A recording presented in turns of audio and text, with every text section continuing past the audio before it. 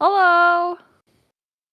Welcome to the Swooning with Stands, Stand with Animation and SAG-AFTRA on Strike Part 2 stream. We're back, With baby. me and Kdin. We're back, With baby. me and Kdin. And Grunkle Stand. And Grunkle Stan is also here. He supports us. We're standing with animation. Oh my god. I mean, okay, Yes. yes, that I accept this, but also, oh my Yes. god.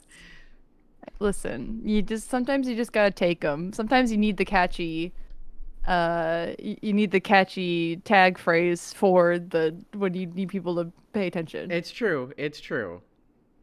It's been a month, almost to the day, It's since we've true. been Yeah, here. yeah. It's listen, it's been a long month since, and I have like 3 more weeks of that, but I'm almost through it. It's all good things. It's just a lot of things. Yeah. Yeah. Like I wanted to play this sooner when I got back, but I'm I think it's been 2 weeks since I've been back, and it's unclear. Like I've just been so tired. It's. Has it been 2 weeks since you've been back? Like I a think week and a so, half? because it was September 4th. Like a week and a half. Like, because you Yeah, can't you and can't count the day you get back or the day after. Like, true. And then I got my COVID shot, so you can't count those so days either. yeah, it's just a lot going on. There's a lot happening all at once, every day, all the time. Yeah, yeah. Hi, Bree. Thank you. Oh, Yeah. So goodness. I love this game. I wanted to like jump back in this game with you, and then I feel like I stared and the calendar days like flew away, and you're like, "Hi, remember when you said we were gonna do this today? Do you still want to do this today?" And I was I like, "Oh yeah." I that was was like like, "Yeah." what it was this morning, right? I'm just like, are we still good? Just want to make sure Yes. that like, are we still good? And Um, I'm glad you like told me because like I was like deep in the middle of like doing like bridal party requirements and was like getting that schedule straightened out, and you're like, "Hey, today?" You're like jingle jingle jingle today. Remember jingle jingle when we said, and I was like, "Oh, yes, thank you," because I would have just gone and done something, like I would have like fucked off for like a couple hours by accident. you would have fucked off for a couple hours and been like, wow, Caden's not streaming. What happened? Yeah. Yeah, and like even like then when we were like, cool, I'll just chill out until then. And then I end up taking a bike ride to the grocery store. Like, it's just it's weird that it's already 2 o'clock, but I've gotten a lot of stuff done this morning already as well. I'm right there with you. Like, I started my day and immediately, immediately it's just like, oh well, I'm gonna give Kofi a bath, give her a haircut. Um, then I like a couple days ago, just for context, I found a fucking computer monitor that was like $150 computer monitor that's better than my other monitors in Hmm. the garbage. So I got a thing to hook all that up. And so I was redoing all of my computer stuff, and I cleaned my computer just the other day because spoilers, my computer blue screened during recording stuff. And I'm just like, I need to re-clean everything and retest everything just to make sure everything's great. So it's been busy. Just like the last couple days, it's been busy. And even today, it's just like, I'm just gonna relax today. Nope. No relaxing. It's like it's so funny though because I've just been like that sound effect. It's I forget which song it is where it's like the hip hip hop ba da ba da ba da ba da ba ba ba Mm-hmm. ba ba da, and then it's the cut to I'm spinning na, na, na, na. It's like you and me where I'm like running around doing a million things, and then it's like the nice fluffy song for you finding a fucking monitor in the garbage. Yep. I learned it from you, Molly. I know, it's just so funny to me because it was like I had so much shit going on, and like I just checked the Discord, and sometimes I retain what I'm reading and sometimes I don't. And I fully double glanced when I saw you said that you found a monitor in the trash. And then like I don't know, maybe either like an hour or a day later, I can never be sure. You're like, it works. Yep. And I was like, wow. We are living two different lives right now. It really do be wild, and we are living a similar life though. If you want to talk Yeah. about SAG-AFTRA and stand with animation a little bit, Yeah, do you want to do yours first? I can do mine first. So hey, we're Thanks. still in the middle of the video game strike. We're just asking for very simple things, which is protection from AI because hey, I would like to continue to do voice acting. I don't want a computer to be trained on my voice and then do the performance piss poor and then get paid pennies for that particular performance when I Yee. should just be able to, you know, fucking perform like Mm-hmm. like an actor, you know, the thing I'm supposed to do. I'm an actor. My job is not to train AI. Um Yes. AI goes right oh, into the trash. of course. I'm a fool. I forgot to turn on Fireball. What? No And that's where all my commands are. wonder why you're so cold. It's true. Let me warm everything up a little bit. But realistically, it's not even real AI. It's basically just shitty theft of various different art forms and everything like that. Because there is real AI out there, and it is helping the Yeah. medical field considerably. This is not that. It is very different. This is shitty theft. This is Yeah. shitty digital theft versus Yeah. like actual medical AI that's like, oh, look, we found a fucking cure for cancer. It's like, yo, holy shit, that's cool. This is garbage. And Yeah. it's greatly affecting the entire industry. It's affecting gaming. It's affecting animation. It's affecting like everything in between. I know, like even you probably, if you watch YouTube or you still have ads on TV, you've probably heard a lot more text to speech or quote unquote AI doing the narration for various commercials because they don't want to pay for them. Mm-hmm. Or if you're in a learning situation, they have replaced a lot of people in the learning narration stuff with text to speech, quote unquote, artificial intelligent voiceover, which is not either intelligent, artificial, or voiceover. So we're in the middle of a contract. Holy shit! Thank you What? for the subs, Fluffy. Jesus Christ, it scared the piss out of me. um, but yeah, like we're still in negotiations. Good news over the last couple of weeks, a good number of studios have signed on to the interim agreement. We've got about 90 studios who have signed on, which is fucking rad. Yes. And that's really cool. That's rad. Any of that stuff, anytime those things happened, my God. I don't know if that's actually coming in. Is that not coming in? It probably isn't. I'll fix that in a second. Because I don't know if I'm getting Molly's audio for the game. No sound. Boo. Sad. I'll fix There's that in a nothing second. yet. There's nothing yet. There's no sound Okay. yet. More the fact that that didn't show up on my doodly dude. Interesting. Anyway. Tech be wild these days. So just to like let everybody know, every time somebody signs on, some studio signs on, we get more leverage in our Yeah. in our agreement and in the ability to negotiate. So keep talking about it on social media. Legitimately, just keep talking about the strike. Keep talking about your favorite performances in video games. Talk about your favorite video games. Keep doing that and pressuring studios. Oh my God. Yeah, it works. Like they are It the does. most like susceptible. They are the most middle schooler girls you can imagine. Like they think any bad publicity like will hurt them. Like it works. It's why we do it. It is why we do it. Molly, you want to talk about yours? Yeah.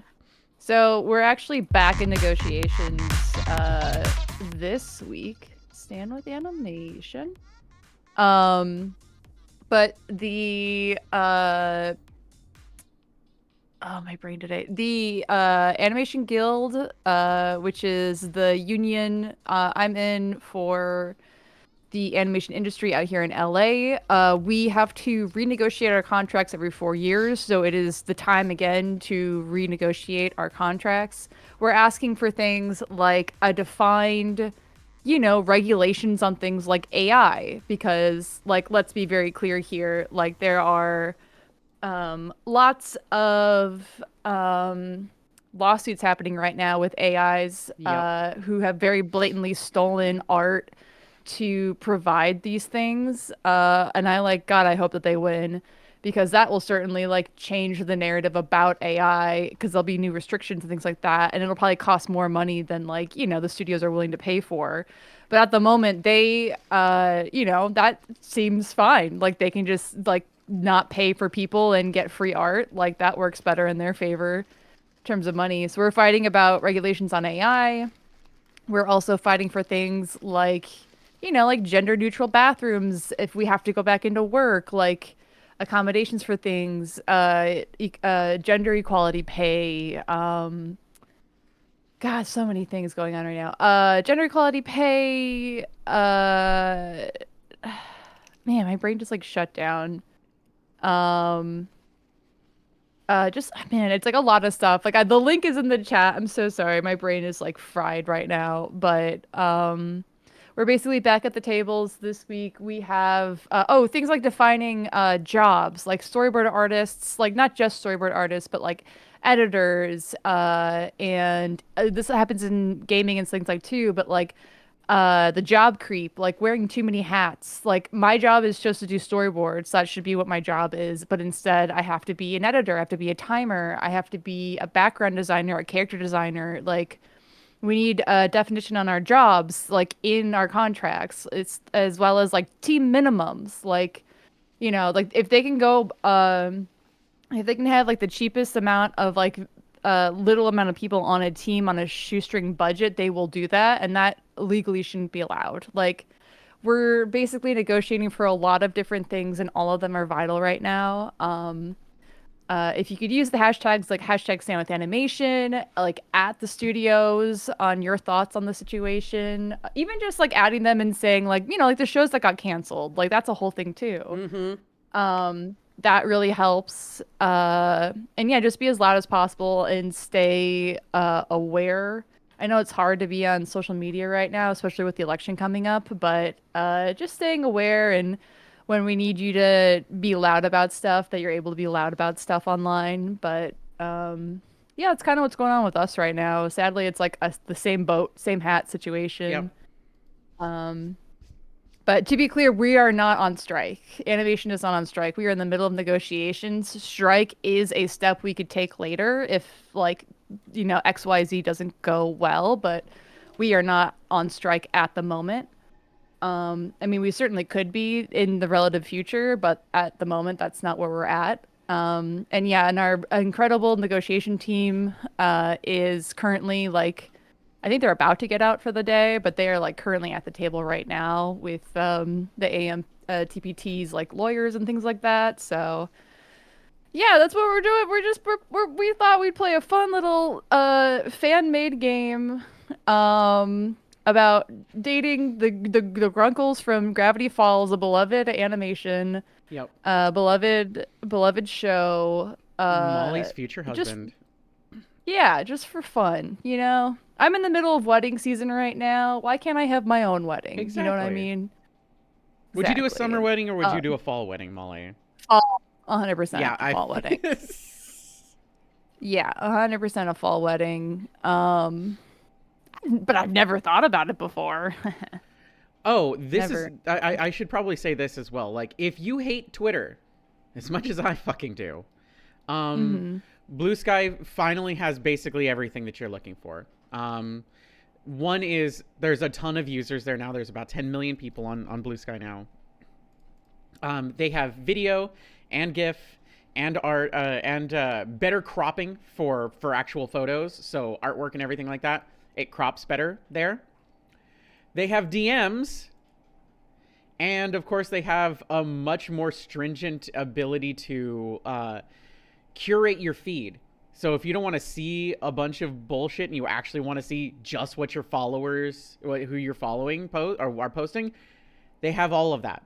I really do recommend, if you're somebody who used to like being on Twitter to find new artists or to follow your favorite people on social media, Blue Sky is basically the place to do it. We're going to very likely be posting more Yayo Talk Show stuff on Blue Sky in the next coming couple of days and weeks. So, yeah, most of you are probably from Tumblr. But if you're looking for an additional place that's more easy to scroll but not taxing on your mind, hey, Blue Sky was probably the place to be. There's no Elon Musk tweets on there. Yeah, so, if anything, it's people plus. taking screenshots of him and fucking roasting the dude, which is really fucking funny sometimes. Yeah. Before we get back into our saved load, just because this is a free game made by fans, I just want to quickly run through the artist again, because I think it's been long enough that my VOD might not be on Twitter or Twitch on anymore. So I just want to like give credit where credit's due one more time. Yeah. But we got Sovo Knight, we have Issa, we have Rosie, Kiki, Jupiter, Orion, Foe, Raziel, Ancient. Raziel? Ancient Ouroboros? Ouroboros, that's what I was thinking of. I was like, it's not the Aurora Borealis, but it sounds similar. Misty, Chromatic Wasp, MMD, and White Heart 7. As a reminder, this is a free game made by fans, so if you watch us play and want to play it, you can. Just Google Swooning over stands, and you'll basically find it. It's free to download on PC, Mac, and I want to say Linux, but I'm not 100% sure. Are there spoilers in this game for the show? No, yeah. Not really, not fully. There's one. I mean, there's a major spoiler. There's one spoiler, but like is. I feel like we've already talked about it a lot, and it's on the posts I made for social media. So, spoilers for that. But it helps to watch the show to get the references and the characters. But yeah, I mean, if you've only watched season 1 and didn't watch season 2, major spoiler. Like, but like. Especially because we're not doing the other side of things. Not really. Like, I feel like if we were doing the other route, there would be way more spoilers. A lot more tits out too, I think. Really? I mean, oh well, yeah. The OG creator is very like. I'm really excited because they just did a new reprint of an old Ford zine that they did, which I did buy because their art is just gorgeous, and it's on the way. So psyched for it. I have a lot of their art because it's just so beautiful. If you like old men, here we are. Here we are. I'm just gonna click. I won't click past it, but yeah. Can you hear the music now? Or can you chat at least? Interesting. Why is it not? Oh yeah, no. They definitely hear it. If it's not loud enough, or if it's too loud, let me know. Okay. Oh my god. Go away. I can't remember. I mean, you did the voices for sure, but did you also do narration, or do you want me to do narration this time? Okay. I don't know if that's true, but I can do it. No, you were the narrator. Wait, no, it was me. I can do it. No, it definitely was me. I'll do it. I can do it. You want to do it? You do a lot of the voices, yeah. I mean, we split them. We 50-50'd them.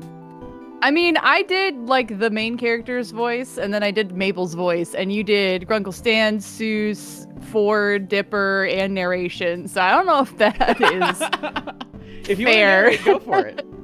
I'll narrate. I'll get and then I'll get better, and then you can be proud of me. I'll grade you. I'll grade you at the end. Oh, great! So it's a test now. Why are you so sweaty? Oh my god. I don't know. I'm wearing a sweater.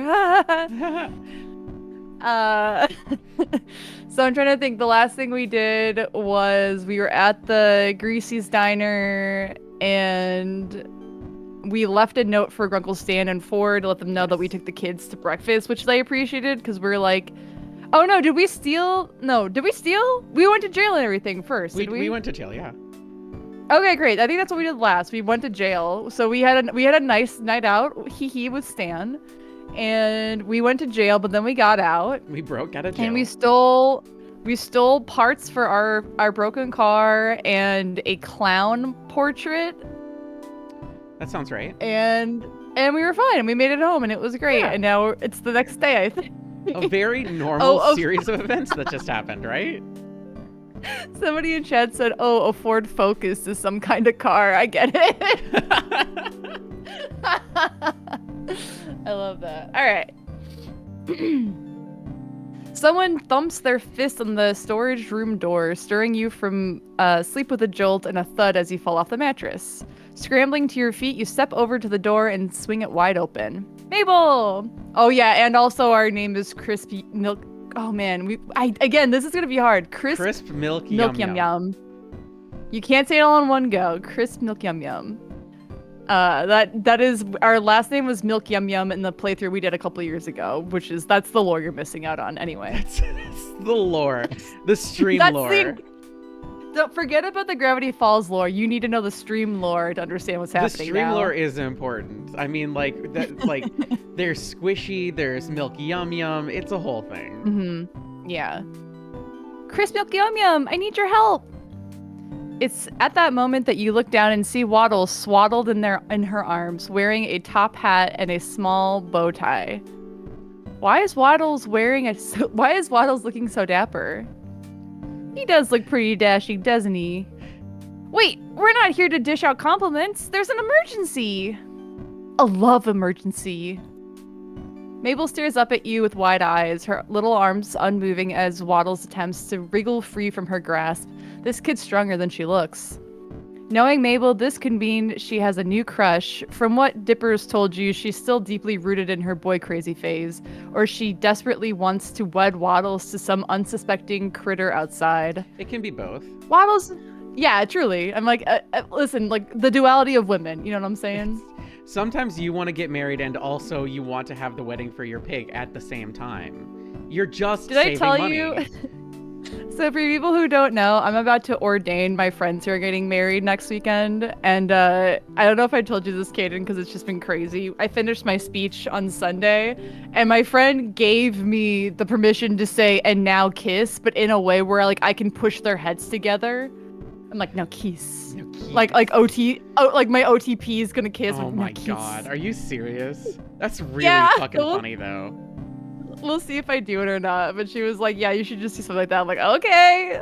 Like, I've never done that before. And then lock lips. Yeah, kiss. Waddles and Gompers are renewing their vows today, and I can't find Gompers to put his gown on. You gotta help me find him. You weren't actually expecting your second guess to be right. Okay, wait, Mabel, just calm down for a sec. But we have to find Gompers! The ceremony's in 20 minutes, and prom's tomorrow! Waddles wriggles himself free and runs down the hallway to freedom, ignoring Mabel's shriek of protest as she chases him. You're compelled to go back to bed, deciding this is almost definitely a dream, but jog after Mabel regardless. Dipper. You catch sight of Mabel just as she leaps over Dipper, who's sitting on the floor with a large array of graphic paper and chewed pencils. She runs to the back door, suspiciously open, after Waddles' snorting self, yelling at him not to lose his tie. What? Mabel, what's going on? Waddles? Wedding? Gompers? You're a little out of breath. Mabel's fast. Mabel is fast. Dipper smacks a hand to his forehead, dragging it down his face dramatically. Of course. She told me they're renewing the vows or something. They got married last summer, but she misses the pizzazz of weddings. Dipper looks nonplussed, but you can tell he's at least a little invested. Are you gonna help her with whatever that was? I don't even know what's going on. I don't even want to imagine this wedding. I don't even want to imagine this marriage failing. That's the one. And with that, you run past him. Dipper stutters of surprise, growing fainter as you head outside. Mabel's already a ways away when you burst out into the shack's backyard. Fortunately, Stan and Ford are nowhere in sight. You're not sure what you'd think of them finding you searching for a goat bride, as Mabel calls out to lure Gompers home. Come on, Gompers. I already booked the second honeymoon and the caterers are going to be mad. Runaway brides are so cliche. She is seriously invested in this farm critter marriage. That or she's watched way too many dramatic romance movies. Again, or both. It can be two things. It truly can. We are complicated beings, us human beings. Gompers! Come on, goat pal. Where are you? You hear Dipper head towards Mabel to help her look, so you veer opposite, opting to cover more ground in search of the runaway goat bride. Where should you look? Under the shack's foundation, on the roof, inside Stan's car? I want to look inside Stan's car. Yeah, I figured you would. Hee under the hood. Despite the absence of both Stan and Ford, the former's cherry red car sits in front of the shack, gleaming in the summer sun. You head towards it and peer in the windows, cupping your hands around your eyes to see inside. There's a can of picked soda on the passenger seat, a badly hidden pack of cigars in the driver's side door pocket, and a magazine on the floor on the back seat. You squint at it and find it's emblazoned with the title Fully Clothed Women. I believe it. Hachimachi. Yeah. Interesting. And you hope Stan will clean that up before you go on another drive with him, but it's not a goat. Where should you look? On the roof? On the roof. Let's look on the roof. That's where I'd look for a goat. You walk back. Yeah, you walk backwards and put a hand to your brow, shielding your eyes from the sun as you search the scaffolding of the shack. Nothing. You continue walking to the side now until rays of sunlight obscure the view above the sign for the gift shop. Rather serendipitously, a cloud glides overhead to block the sun, and you're able to look up higher, seeing the misspelled lettering, the various wear and tear in the roof, and a small billy goat munching on part of the weather vane. Wait. Hey, Mabel? Yeah? You point up to the roof at Gompers. Here comes the bride. Mabel shrieks, Gompers! And sprints into the gift shop, slamming the door so hard the open sign flips to closed. Very cartoon. There's silence. Love that. I know. That's always a good vibe, though. There's silence for a moment, then something flips open on the roof's small balcony, and Mabel pops out from underneath, climbing up onto the roof and attempting to coax Gompers down.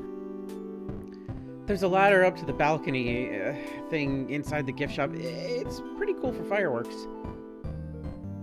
Mabel pulls out a sandwich from her sleeve. You can't help but imagine what else she has up there, and waves it in Gompers' direction. He trots towards the balcony, hopping down to Mabel's level and snatching the sandwich from her hand. She grabs the goat and heads back down the ladder into the gift shop. Oh, Gompers, you can't get the pre-wedding jitters anymore. You're already married. You can't get away that easy. Thanks a billion, crisp milk yum yum. You've saved the wedding. We really fucked ourselves. With the name. We did. I do not know why that is so hard to say, but it is. And with that, Mabel gets to work on wrestling Gompers into his dress, yelling commands to Dipper to grab Waddles, who thankfully didn't get his bow tied dirty when he dashed away earlier, and get everything ready for the most important ceremony in the history of ever. Maybe an exaggeration, but Mabel's excitement is undoubtedly contagious. Once Dip finds Waddles, I think we got everything ready. I am, of course, the vicar, caterer, proud mother musical guest combo. Dipper's gonna take pictures for my scrapbook. Hey, I never agreed to that! Dipper, please. I got a office shinate. Do you mean officiate? Yeah, see, Mabel and I are both officiants. Yeah. This is canon. This is lore. Mabel's also very obviously a reader. Yes. Like with little like Dipper reads and then looks at like, oh, pronunciation guide. Mabel reads and is like, whatever came to her mind when she read it, that's how you pronounce it. That's how I do it too, though, Kdin. I Like, you know. guys constantly Oh, I catch me know. on shit. And it's so funny because I was writing that speech on Sunday and I was trying to use like $5, like the $5 words and stuff like that. And then it was like, I kept saying it and I was like, how do you spell it? And then it's like, oh no, I've said it so many times it sounds wrong now. Like I was trying to think of, I think, docile? No, like for like dulcet. I was like, I kept Dulcet saying tones? dulcet. And yeah, dulcet tones. And it was like, we just kept saying it back and forth. And no matter how I spelt it in Google, I could not find the word. It just kept coming up as dolce. And I was like, all right, well, we'll do soothing instead. And then my friend finally remembered like the word we were thinking of and found it. And then we're like, yeah, I think soothing's better anyway. D-U-L-C-E-T, by the way. I know now. I remember now. Well, I mean everybody else. It's dulcet tones. Not Dulce. dulcet or dolce. An Italian and Spanish dessert. Dolce. Dolce de dulcet. Yes, that's the one. See? I'm so busy I can't even talk right now. Please, Dipper. I'll help you with some nerd thing later, I pinky swear. Dipper contemplates this, hand at his chin, mirroring his Grunkle Ford, of course. As long as you actually do this time, then yeah, I'll take pictures. Mabel jumps up and down with excitement, jostling poor Gompers in her arms. Yay! Thank you, Dipper! I owe you one! This is what the best brother looks like right here, Crisp Milk Yum Yum. Okay, you don't have to do that whole thing again. I'll get back to... Waddles! You get back here! Okay, now that we have that fixed, that means we wait. Seuss left already! My ring bearer is gone! Oh no, what are we gonna do, Gompers? Gompers gives the intelligent answer of Ba, chewing on his bridal veil. I could ask them, but I don't know. Gompers chooses that moment to look into Mabel's eyes and bleat at her insistently? Insistently, yes. Mabel naturally takes this as a sign from Goat. You're right. Of course, this is your special day. Again. Mabel turns to you with pleading eyes. Hey, Chris Milk Yum Yum. Could you be the new ring bearer for the ceremony? I guess it would give me no greater honor. I don't know about this. It would give me no greater honor. Let me be clear. My friends asked me to ordain for them for this coming up wedding by buying me Heelys. Have you ever been Have you ever been to a quote unquote animal wedding? No. Okay, so how do I explain this? It's usually... Wait, have you? Yes. Have you? Yes. Oh, okay. So I was at a dog wedding. There was a wedding for two dogs. And it was not done in any seriousness. It was done all for the fact of like, everybody bring your dogs and these two dogs are gonna get married. And it was just a great way to like socialize a bunch of dogs all at once. Kofi was a little baby at the time, and there were so many big dogs there. Just like, holy shit, I didn't know they made him this big. And she's like, ah. Oh, Kofi. She's like, help. How did you get so tall? How do you have legs that work? Mine are lopsided. Please help. Oh my gosh. I love Kofi. She's so cute. Welcome, Jaded. You did not miss very much. We did our usual spiel intro about our various industry stuff, strikes, and almost possibly maybe strikes. So we've only been going for maybe like 15 minutes, 20 minutes. 10 minutes Yeah, technically. I'm very invested in this partnership, Mabel. I gotta see it through. Mabel beams, obviously very pleased that you're taking this as seriously as she is. Thank you, Crisp Milk Yum Yum. It's so hard to say. So hard. I don't know. There's something about the crisp and then hit the P and then hitting an M right away. You gotta do that like hesitated pause, like the Crisp Milk Yum Yum. It's like state name here kind of energy if they go slow on the name. Let's get this show on the road, or this wedding in the backyard, or this wedding on the backyard. It still works. Mabel runs back into the house and you hear her thudding upstairs faster than a hungry Waddles. Gompers, thankfully still occupied by the half a sandwich Mabel taunted him with, stays put. She comes back soon after with a fluffy purple pillow and 2 clear sticks. After snapping the sticks in half, glow sticks. They're glow sticks. She curls them into small bracelet-sized rings. That's cute. I don't know, the way that was written, I was like, what are we doing here? They're clear sticks. What? It's their sticks, clear sticks? They're glow sticks. sticks. They're glow sticks. Oh, they're glow sticks. I get it now. It's like as you're They're reading now it becomes more apparent what you're reading. And now they're glow bracelets.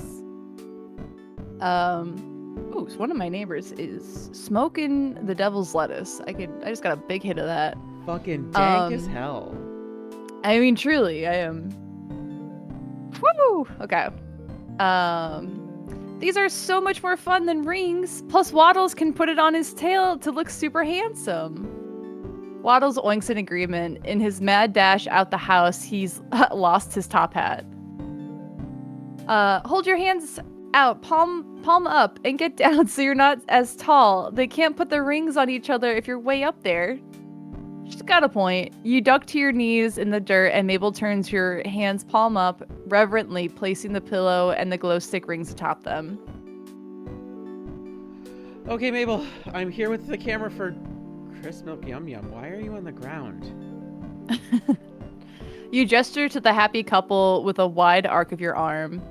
They needed a ring bearer. Oh, I guess they do.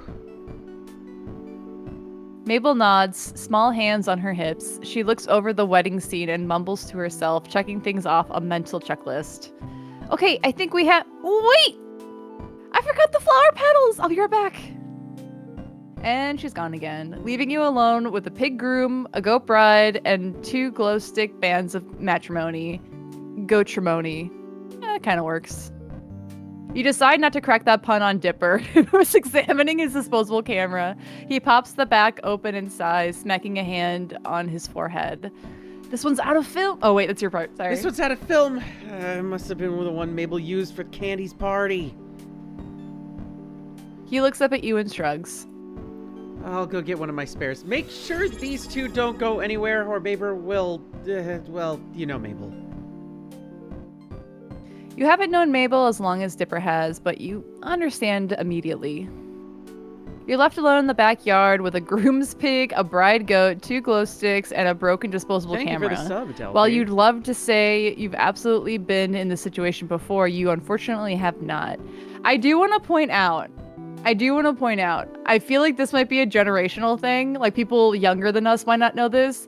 Disposable cameras, you can't just pop the film out. Like, it's like a plastic built-in thing. You have to go to like Walgreens for them to take the film out.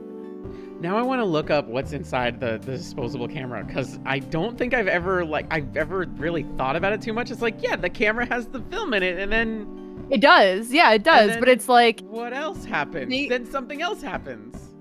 We do you're still not have supposed 2 to brand pry new it ones out. that are unused. But it's like, you don't want to, you're not supposed to pry it out of the thing yourself, because you could ruin the film by like certain lighting. Yeah, that's why you bring the whole thing over to Walgreens. But yeah, but I just mean like in the context of this game, I'm like, you get the film, but it's like, you usually just let them do it, because like you could expose overexpose essentially the film in the light by accident. Beans. Actually? You can actually, okay. I love this. I love the internet sometimes. Sometimes it's cool. Well, brand new is it, they haven't been used and aren't opened. But like, you can actually, so inside there is a AA battery, an alkaline AA battery, and a pre-put in roll of film. But it's just a regular roll of film. So like, if you are fully sure that it's all done, you can pop it open. Like, it's actually pretty cool if you want to, if like, it's surprisingly like, I mean, I guess, yeah, like, it's disposable in the fact that like, once you open it, it's gonna be hard to be able to use the camera again. But As long as you don't dang. break the plastic casing, you could just like put new film in and as long as the battery's good too, like just Yeah, clip it it's back. true. But That's yeah, actually kind of like cool. Verdigris does have a counter to let you know how much film is left in the camera. Yeah. That's Yeah, neat. we are in our 30s. We unironically were alive for the time of the disposable camera. I miss when Polaroids were popular, and then I also miss when Polaroids got re-popular. Yeah. It's fun. Those are fun. They're great. Yeah, just thinking though, like the fact that Dipper's like, oh no, the film, and it's like, what? Don't do that. That's not how those work. Yeah. I mean, though, Interesting. if there was anyone to be able to like pop it open and to replace the film inside of it, Dipper would be my bet. Sure. Yeah, honestly, yeah. I just feel like I've like the amount of times I've had a disposable camera in my hand and like I guess like at the bottom you might be able to like pop it out, but it's like I feel like I've definitely crushed one by accident and I feel like it's something that like you gotta be careful with if you're trying to do it. Like I don't know. I'd rather just leave it up to the clerk at Walgreens to do it. Yeah, I mean, they're not fucking being careful with it. They're breaking the fucking thing open. They just go pa and then like take out the stuff inside. Like they don't care. That's the disposable part of Yeah. the disposable camera is that you're not really, it's not like a, It's disposable. yeah, it's not like a Canon camera where you keep the shell and just replace the film. That's the whole point of it. Anyway, I'm sorry. I got a millennial tangent there. While you'd love to say that you've absolutely been in this situation before, you unfortunately have not. I'm really am happy for you both, Waddles and Gompers. Both animals turn to you, nonchalant to the current state of events. But I can't believe Mabel forgot the flower petals. Jeez. Aw, man. Just as you go to continue the one-sided conversation between human, goat, and pig, you hear two voices coming around from the house. Oh no. Oh no, two very familiar voices. Oh no. Sexy and I don't want his my brother, I guess. He's sexy and his brother. Oh man, have you seen that meme going around where it's like, I never say thank you and I never say please? And it's like the Rude brothers. Yeah, that's these two for sure. That is them. Yeah, I've seen that meme before. You want to be Stan and Ford? Yeah. Okay. Listen, Sixer, if you had gone off about the wobbly junker, the gobble wonker, Stanley, has Dipper really never told you? Then you wouldn't have freaked out. The kid at the store we needed, and we'd have, oh, I don't know, the stuff to fix my house after you got a car stuck in it. It's still my house, and besides, if it was a fisherman, he needed to know. Both Stan and Ford round the corner to find you sitting on your heels next to Waddles and Gompers, brandishing a pillow and glow sticks in the dirt.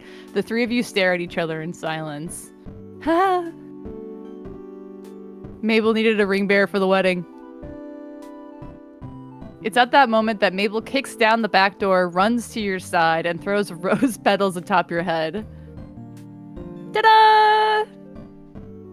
You blow a rose petal off the tip of your nose and grin at Mabel. I think our bride and groom are ready to renew their vows, don't you? Mabel nods emphatically at you before turning to her grunkles, lighting up a 100-watt smile. Yes! Grunkle Stan, Grunkle Ford, you guys got back just in time! And just like that, Mabel pushes Stan and Ford toward you and tugs their hands so they sit across from you. Stan complains about his knees, and Ford asks Dipper exactly why the pig and goat are betrothed. Fits with what you know about both at this point.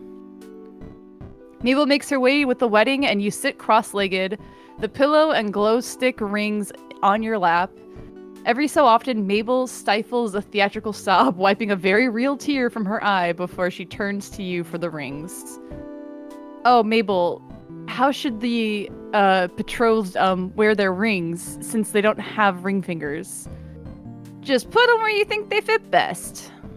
on their heads, like small glowy tiaras around the goat horn and Waddles' tail over each of their ears, like a fun earring. I feel like the goat horn and Waddles' tail would be good. Yeah, she also like talked about putting it on Waddles' tail.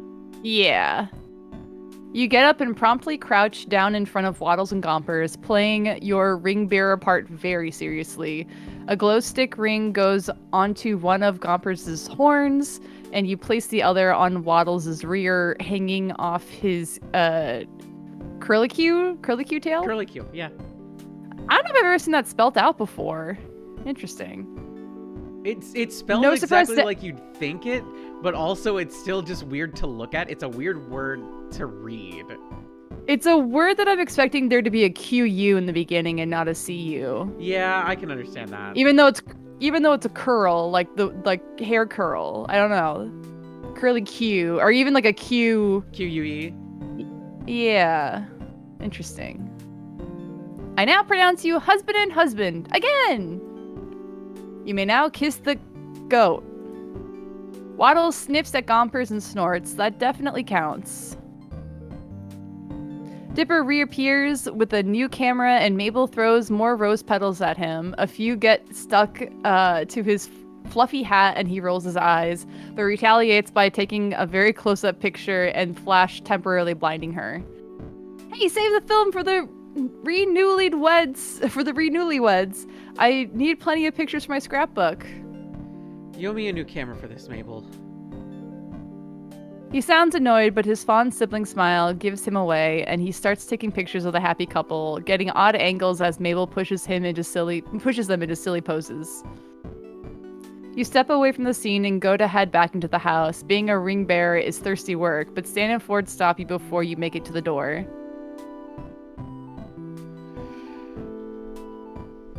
I do like that there's there's a difference between Stan and Ford, but my brain always takes a half a second to just be like, who? Which one? Which? They're both Stan. It's like, and then my brain's no! Like, wait, brain, click, click, click, click, click. There's a game there's a Grunkle dating game. Yes, there's a Grunkle dating game, and this came from Tumblr. Like, it came from Tumblr, right? Yeah. Did have you posted about it recently within the last, say, month or so?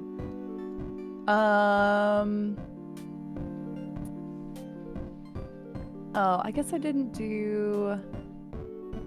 I thought I had a command for it, but I guess I don't. I can take care it's just of type in, yeah, if you just do swooning stands into Swooning Google, it'll over pop up. stands. Yeah, I can get the link for that for everybody. Okay. Here it is. Here it is for everyone to make sure that everybody can. Do you want to date one of these two eligible bachelors, except for Stan because Molly called dibs? Then you too can play this game. It's free. Womp womp. Everybody has to play the Ford playthrough except for me, legally. Hey, Chris Milk Yum Yum. Thanks for playing along with Mabel with the whole wedding thing. We're both glad you're willing to entertain her whenever we're gone. She didn't make you do it, did she? Oh, she didn't. She needed a ring bearer, so I stepped up to help. Stan and Ford marching brows at you. I love when I complained about the apple cider not being sparkling enough, and I've just have not stopped burping since I finished that can. That's what happens, Molly. You tempted fate. I mean, I think I've been humbled. I think there was actually the right amount of sparkling water in that, and I should check myself. What flavor is it? You said it was the cider one, right? Yeah, it's all these sparkling apple cider that's out right now because it's their like fun fall flavors. Is it good? Yeah, I liked it. Okay. I have like 3 more cans. I'll probably drink them up pretty fast. Okay. It's definitely better than the pumpkin spice sparkling that I had last year because it was like too much pumpkin spice. You hated the one last year. I remember you talking for like 2 weeks about hating it. I drank 4 and I was like, it's not that bad. And then I bought 4 more. And then for whatever reason, those last 4, like I still have 1 in my refrigerator. Like I I just like it was too hard to finish. I don't know Molly, what was next going time I on. come Maybe over, I will get rid of it for you. okay, great. It's probably totally fine. It's probably totally fine if it's sitting in my refrigerator for a year. If I die, I die. It's fine. No, not allowed. Standing forward, matching brows at you. I'm very interested in the marriage of a goat and a pig, you know. The three of you laugh and Stan pats your shoulder. Ha ha! Ford gives you a warm smile. Oh my god. Well, I'm glad you're as into all that as she is. Thank you for that. Oh. Yeah, kid, it's nice of you to be nice to her. You know, eloquent. Great. Good job, Stan. I thought it was like hot in here, and I just realized I turned my fan off because that guy was yelling "fuck" on my street earlier, and I had to hear what the gossip was. Hang on, let me take my sweater off. God damn it, Molly. I can't hear you because I turned. Oh no, you're fine. I'm just laughing at you. Yeah. Okay. I'm back. I can hear you. Welcome back, Molly. I was just laughing at you. Oh, okay. Yeah. I was laughing like, at you. man, Like, really... there's people causing drama outside. Let me get to my observing position. I have to. Okay, listen. I will be honest. I am nosy, but I'm also in a position where I've had to call the police like more times than I can count in my life. I know. I understand that. And I'm like, I just need to know the context of what we're yelling about. If it's a breakup, it's a breakup. But like, if it's not, and I need to call the police, I'm gonna call the police. And I had to turn my fan off so I could get the context of why the guy was swearing on my street. And I didn't do it fast enough to get the context. And I could just hear him rage yelling down the street. And I was like, well, he's leaving at least. It was like kind of like it was like ominous because a fire truck rolled up like less than a minute later. And I was like, what's going on? An ominous? And I'm still not entirely sure that's unrelated or not. Anywho, I'm sweating, but for totally normal but for normal reasons. Because my fan was off. Ah. Did you read this line or no? Yes. Okay. Stan clears his throat, awkwardly rubbing the back of his neck. Thanks for playing with Mabel and her weird wedding thing. Look, it looks like she likes you. It's not hard, but still. Yes. He gives you a genuinely grateful smile that you easily return. It's no problem, really. I'm happy to keep her and Dipper happy where I can. Hydrate, Molly. Okay. Stan nods at you, pink in the cheeks, before going past you and heading into the house. Later, but not the cheeks that you're seeing. You swear you see Ford. Yippee! Thank you for the follow. I'm so sorry you had to hear that. No, you're not. Oh, I'm really sweating now. You swear you see Ford. Give him a funny look, but you could just be imagining it. Unless. Hey, Chris Milk Yum Yum. You're gonna miss the party. We got popsicles. I call the red ones. Pineapple ones are mine. I call dibs. Also, they're mine. And I bought them, so they're mine. But the pineapple ones are the best ones. Maple and Stan wrestle over a yellow popsicle while Dipper contentedly unwraps a red one, holding it above his head and out of Gompers's way. Ford gingerly picks out a purple ice pop and leaves the ice chest open for you to grab one as well. While Stan and Mabel aren't looking, you hide the pineapple popsicles at the bottom of the chest. Dipper sees and starts laughing, but doesn't tell. They're a strange bunch, these two sets of Pines twins. But they're certainly making your summer a lot more exciting as your stay at the Mystery Shack continues. Your wreck of a car sitting outside in the heat of the setting sun. It's another day of summer with nothing to do but wait. I am gonna save. I'm gonna do that one. Yes. Okay. Wait, no. How do I return? Your schedule is surprisingly clear today. Stan usually has something going on for you to help with, and if not, Ford, Seuss, or the kids do. Who do you want to find? Who do you Ooh, think? who I do you don't think? understand. Hi, Maya. You pass, hee hee. You pass through the living room, and Mabel spots you from her seat at the table. Chris Milk Yum Yum. I was hoping I'd see you. Come on, I want to ask you something. Mabel points down at the table with a raspberry pink colored pencil. Her art supplies scattered across the table lie across various sheets of paper with brightly colored doodles and lots of glitter. You see a drawing that looks like a cross between Barney and Godzilla, a page full of puppies, and a page with a drawing that looks a lot like you. Is that Ford or Stan? Mabel's not finished with it yet, but the telltale jawline gives it away. You sit down at the table across from Mabel and suddenly get the same feeling you'd get at a job interview. It's intensified when she pushes her organized chaos of papers aside and steeples her fingers over the table's surface. Crisp Milk Yum Yum. I'll be frank.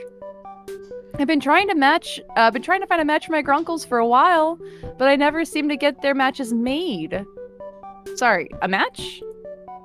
But then it's like you were pulled from thin air, attached to the shack by a magnet of love. It was a sign. And this week just made the chemistry you share with him obvious. You know who I'm talking about, right? Stan. There's no other option. There's only one option. I've only been doing Stan. There we go. Exactly. Grunkle Stan. Grunkle Stan says he's not looking for love anymore, but I think he says that after every rejection. He's a romantic deep down. I can feel it. And you know what they say, even if you're not looking for it, love will find you no matter what. Yeah. Love? That's a jump to say the least. Well, you've certainly had enough time to form your opinion of Stan, and it's shifted and changed with every additional minute. He's got his own fair share of mysteries, and damn it, you're curious. Yeah. Yeah. Like What are you curious about, Molly? You want to talk about it? Uh-oh. My palms are really sweaty for some reason. Knees weak, palms sweaty. Mom, spaghetti? When did you get here? Mom, you're spaghetti. Mom! There's plenty of potential there. I can see it in your face. You know what would really get this chemistry going? Talking to him? What? No, I'm thinking about something more romantic. Hold on, I'm getting an idea. I'll get everything ready, Crisp Milk Yum Yum. You've just focused on falling completely and utterly in love. Matchmaker Mabel is back in the game! Dipper. The sussy boy. You, just as you exit the talk with Mabel, you run into Dipper right outside the living room, and it doesn't seem like an accident either. His arms are crossed, and he's looking at you dubiously. Dubiously. So, I heard about Mabel's plan. I just left the room. Yeah, word travels fast, and Mabel sends out mass updates texts. Yeah, we're travels. Also, we have twin telepathy, so like, you know. Just the way you said that was so funny. Yeah, well, word travels fast. Yeah, well, you know, it does. What do you want? Yeah, what do you want? I'm sorry. Are you not a part of the IT crowd? Because if you didn't get the text, then maybe I don't trust you. Uh-oh, are you not on the group text? Oh, well, that's a shame. His defensive posture softens a bit. Just tell me one thing. I know my grunkles can look after themselves, but can you promise me you won't hurt Grunkle Stan? I promise. You can trust me. You can trust Stan. Consensually, what happens between Stan and Milk Yum Yum is between them, and whatever happens behind closed doors is nobody's fucking business. I think we usually pick you can trust Stan, but I'm curious what we should pick. I feel like go ahead and hit save. But like I did. I feel like it's you can trust Stan. Like yeah, that's what I think too. Because it makes more sense. Because it's like they don't know me. It's like yeah. Yeah. You can trust Stan. Yeah, I know. I guess we're good then. For now. Unless. A text notification sounds and Dipper checks his phone. And be ready. tomorrow afternoon? For your lakeside date with Grunkle Stan? I forgot about this one. Ugh, this feels awkward enough. No offense, Chris Milk Yum Yum. It's just my Grunkle Stan actually going on a date. Will people date? I don't. It's kind of hard to wrap my head around it. Also, it's gross, and I don't want to think about Stan that way. I hope Mabel doesn't ask me for my help tomorrow. I mean, I have enough trouble trying to get a date for myself. Mabel calls down from upstairs. Hey, Dip Dup! I'm gonna need your help tomorrow. Oh, never mind. That night, you head back to your room, ready to go to bed, but mentally still stuck on that interesting conversation earlier with Mabel. Mabel had already put her plan in motion over dinner. Turns out Stan had been planning to take the kids to the lake tomorrow to go fishing, and lucky you, Mabel managed to score you an invite. Waddles joins you, surprisingly, and you have some fun petting his belly and taking pictures as a distraction from your thoughts. It's almost like he knew something was up. Or did Mabel send him? Is he infiltrating your safety zone for intel? You decide not. Okay. You decide not, laying back onto your mattress to try to relax. Waddle settles by your side, snuggling up. Thanks for the support, little buddy. Eventually you get tired of your phone and decide to close your eyes, but you just can't stop thinking about what Mabel said. Stan? A romantic? Is that what Mabel said? Yeah, right. No way. Maybe charming in his own way, sure, but the type of guy to go on an actual date? Planned by Mabel? Date? No bitches? No bitches? No bitches? This is me energy. No bitches? What was Mabel planning anyway? She might go for something fancy or formal, but Sam really seems in his element with the hands-on nitty-gritty stuff. Hopefully calling it a date won't ruin the natural thing you have going. This is a very real concern, I feel like. I get, like, you know, when I'm on mic and you're like, just say the thing, and I'm like, I can't.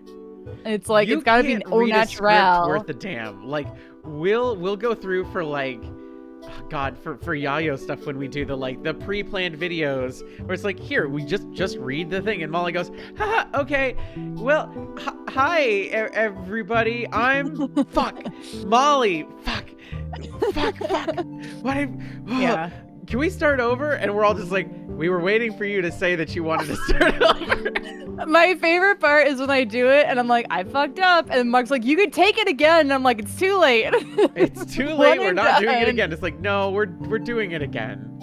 Yeah. But yeah, it's like when you put when it feels good and it feels natural and it feels fun, it's easy for me. And then when you put parameters on stuff, I'm like, wait, what? And then it gets hard. So this is a very real concern I've had. Yeah. Your eyes finally close for good, feeling weighed down and heavy. You give Waddles a pat while you still can before slipping into unconsciousness. You slip out of a dream and back into your room in real life. The sky is light outside, and groggily you feel regret as you realize Waddles' comforting weight isn't there anymore. Wait, that's not what you were regretting. You're regretting the end of what you feel like was a really good dream. Oh my. Stan had taken you to the lake, taken you with him to the lake, you think, and somehow ended up in the water? Sunlight streaming down on him as he grinned at you? His white shirt sticking to wet skin? Why do you gotta say because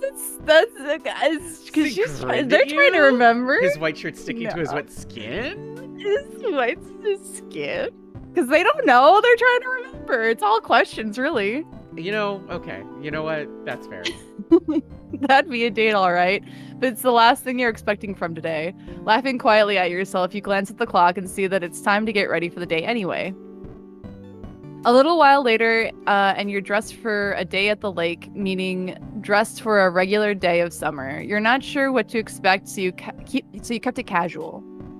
You would have eaten breakfast with Stan and the kids, but you were barred from the kitchen by Mabel, who was shielding you from a surprise. Instead, you were handed a slice of toast topped with an oddly cheerful sunny side up egg and waved outside.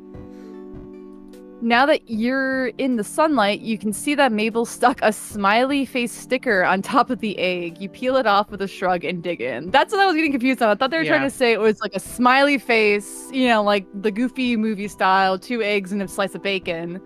But like, I got it now. Leaning against the scarlet door of the El Diablo, you stare up at the totem pole outside the shack, thinking about how it both stands out and fits perfectly in with the shack's aesthetic. It's obviously part of the weirdness of the tourist stop, but you're not sure why. It looks pretty well made, even if it's kind of creepy that whenever you move, the eyes at the top seem to follow you. Suddenly, the front door at the house bursts open, and a flurry of sequins and glittery hair clips flies out, attached to a very excited Mabel. Chris Milk Yum Yum, are you ready? You're not spying any conspiratory nudges or winks, so you kind of think Mabel's dropped the whole date setup thing, at least for the moment. For what? Fishing? Yeah, aren't you excited? This isn't just regular lake fishing, this is Lake Gravity Falls fishing, where adventure awaits, danger is hot on your heels, and the islands shift and move in the corner of your eyes. I'm sorry, the what move? Are we talking about Scuttlebutt Island? I love telling that one. So, we were out on the shore, right? And then we saw this giant... Hey, you kids better not be giving Chris Milk Yum Yum that lake monster story again. Stan comes out of the shack with several fishing rods in the crook of his arm, as well as a large tackle box in his right hand. In his other hand are 4 fishing hats with haphazard embroidery on the front of 2 of them. A closer look reveals that they are actually names stitched onto the hats reading Mabel and Dippy. Hee. Drunkle Stan, you don't have to pretend not to believe us anymore. I swear, it really happened. It just rose right out of the water and started chasing us. And we had to row back as fast as we could, and it was speaking in creepy monster language, and... What'd I say? No more of that monster talk, or you're gonna scare Crispy Milk Yum Yum. Anyway, it's a hard word name to say. I'm really sorry. Really flustered. For people who don't get that reference, that was a little short that they did. It's like Dipper's Guide to something. So if you go on YouTube and type in Gravity Falls shorts, it'll be in there. There's like 4 different sets. There's Mabel's Guide to whatever it is, that episode. And then there's Seuss episodes, and there's Dipper episodes. And that was like a little short that they did. Both kids look a little disappointed, but leave it at that. Stan puts on a smile and drops Dipper and Mabel's respective fishing hats on their heads. And Mabel tugs hers on while running to the car, while Dipper follows, exchanging his usual hat for the fishing one. Stan looks out after them, then turns to face you. Kids love to exaggerate. Pretty sure it wasn't anything terrifying. Besides, I've been through worse. Hear that, kids? Only your Grunkle Stan's got the right to complain.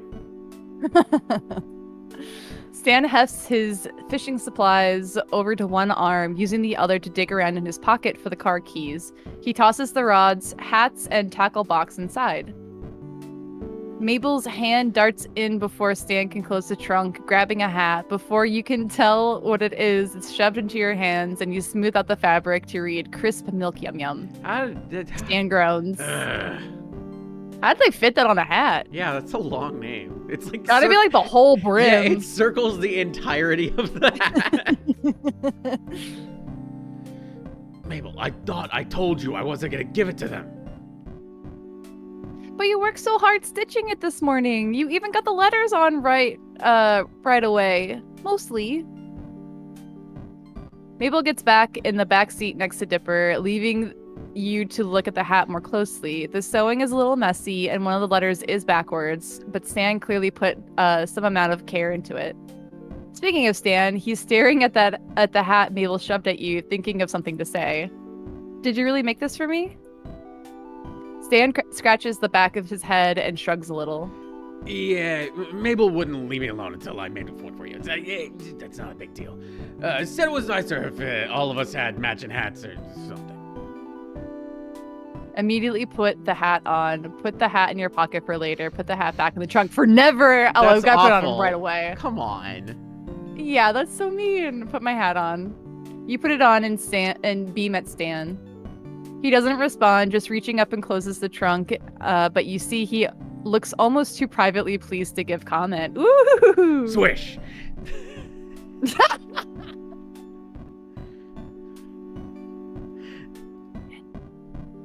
Kdin, Yeah, what's up? it's your turn. Oh, it's my turn? It's my turn. I was waiting for the narration, because, like, I didn't read Stan. Come on, let's get back to the lake before all those tourists take all the good parking spots. Yahoo! Let's just push The one of parking their cars lot- into the lake. It's fine. Yeah, exactly. The parking lot is far less packed than Stan made it out to be. The weather brought out the true fishing fanatics, and you recognize a few customers from the Shack's gift shops milling about.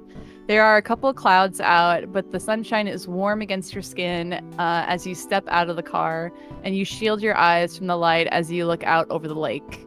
A few boats bobbing up and down in the blue-gray water sport telltale signs of fellow fishers with poles sticking out over the boat's edges. But some people are just relaxing in the water. Families sit on the beach.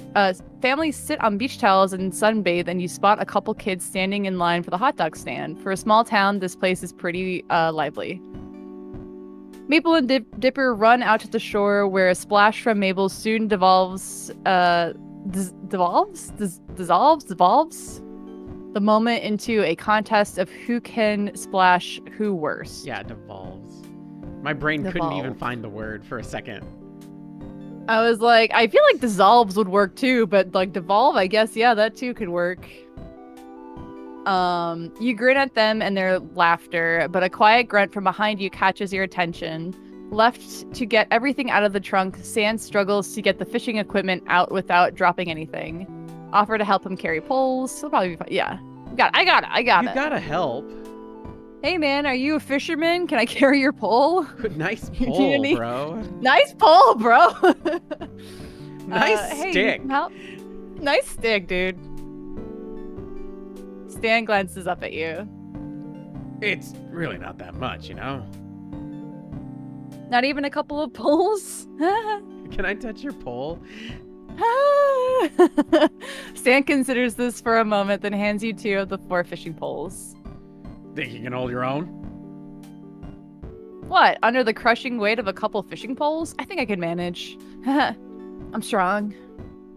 Get a load of these arms. Wow. Wow. Oh my god! Oh my god, it was this game. The first quote ever. The first quote ever on the channel that we recorded. 12. What? It was December 1st, 2021. This game, firmly grasp it. I think we made the same fucking jokes, Molly. I think we made the same fucking jokes. It's not my fault that they're still low hanging, okay? Just like his, you know, never mind. Wow. Yes, yeah. Sometimes they dangle. Listen. The lore. I told you the lore would be important today. The lore is important. You hear Mabel's voice from the distance away to the shore. Truce! Truce! Hold on! I've got a phone call! You see Mabel taking out her cell phone as Dipper takes the opportunity to start wringing out parts of his shirt. Uh-huh. Okay. I'll be there in 5. Bye, Grenda. Mabel hangs up and rushes to you and Stan. Grunkle Stan, I'm really, really sorry, but an emergency is happening right as we speak.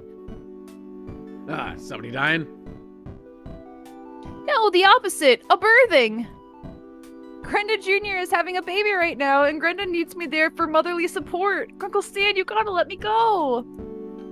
Stan scratches his head and frowns. I don't know, sweetie. I thought we were all gonna go fishing today, you know. Can't you hold it in? Isn't that a thing that happens? Nope. It's not every day I get to see the wonders of iguana childbirth. Grunkle Stan, please. Mabel gives him those patented Mabel puppy eyes. Stan lets out a heavy sigh, shakes his head, and smiles. All right, Pumpkin. Go on. I know your friend is waiting for you. Thank you, thank you, thank you, thank you. Mabel wraps her arms around Stan's waist and gives him a strong hug, her wide grin never faltering. She then lets go and grabs Dipper's wrist before dashing off. Hey, I'm taking Dipper for moral support! Wait, I didn't agree to this, Mabel! Mabel! I thought lizards hatched from eggs. I thought so too, but, hell, I've seen weirder. That's not the question, kid.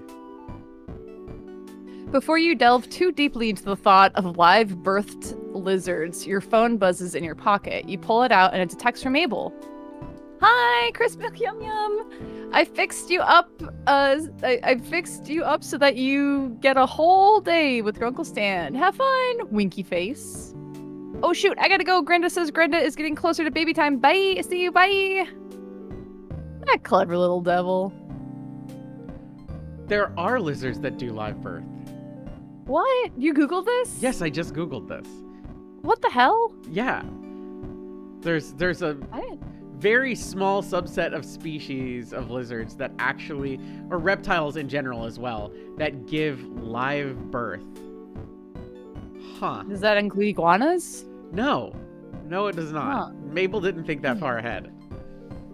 She's right, but only a little bit. Something wrong?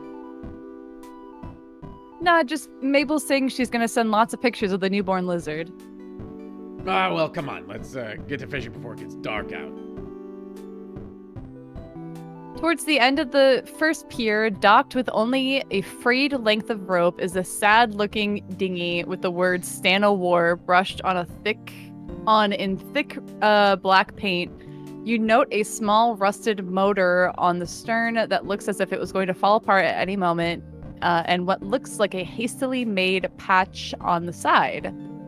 There's no way this thing is watertight. Stan sets the 2 poles down inside along with a tackle box and gestures at the boat. Well, there she is. Beauty, ain't she? Well, which It's I kind of want it's well. the kombucha video. It is. Well, no. No. Ah! I love her. I think her name's Brittany. I can't remember her last name. I'm gonna do well. You look at Stan, then back at the boat, then back at him. It's a bit small, don't you think? Stan crosses his arms. What, you saying you got a problem with my boat? No, it's just compliment the man's boat. Carp capacity, elbow room, safety concerns. Carp capacity? I feel like safety concerns is the least on Stan's mind. Carp capacity? Yeah, and we want to be we don't care about elbow room because we want to be up next to him. So maybe carp capacity? Yeah, let's do carp capacity. Okay. Where are we going to put the massive amounts of fish we're about to catch? Stan laughs at that, his expression brightening. Yes. Ha! Optimistic. I like that. I'm going to reel in so much fish, it'll be coming out of your ears, Stanley Pines. All right, Hotshot. I'll hold you to that.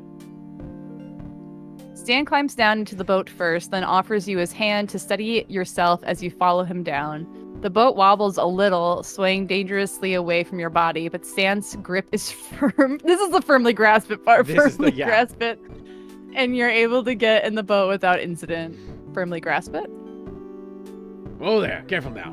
Don't want you getting wet before we've even started. Wait, well... Stan.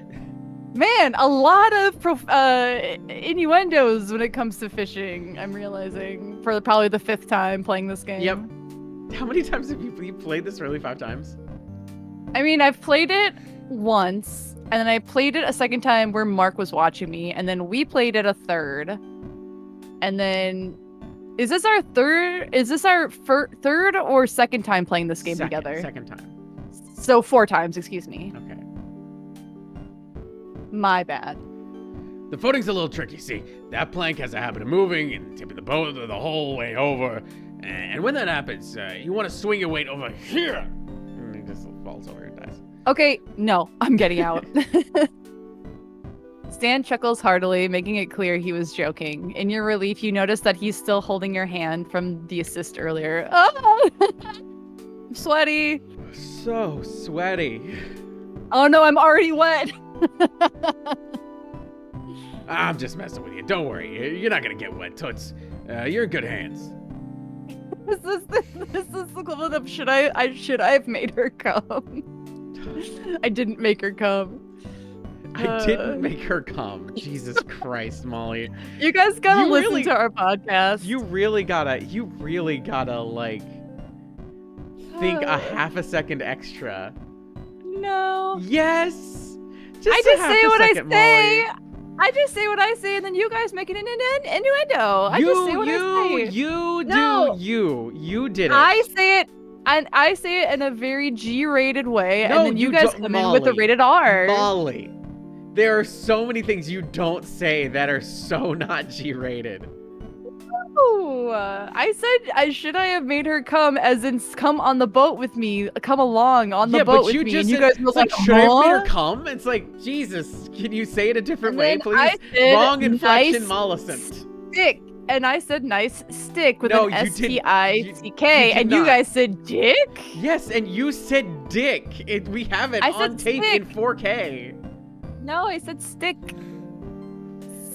Molly, how many times did you re-listen to that? Maybe once. Well, yeah, once, because Mark was the only one that could hear it on stream. The stick? Yeah. Because Mark posted Stick. it several times. And I ignored him several times. I Molly- did the quality control. I know what I heard the first time. Yeah, and you were wrong. Like, And I was right. No, Molly. Yes. Molly, you said nice dick, Molly. All right, get the poll up. Get the poll up. I'll start a poll. I'll do it. No, Rika. Be on my side. All right. Thank you, Rika.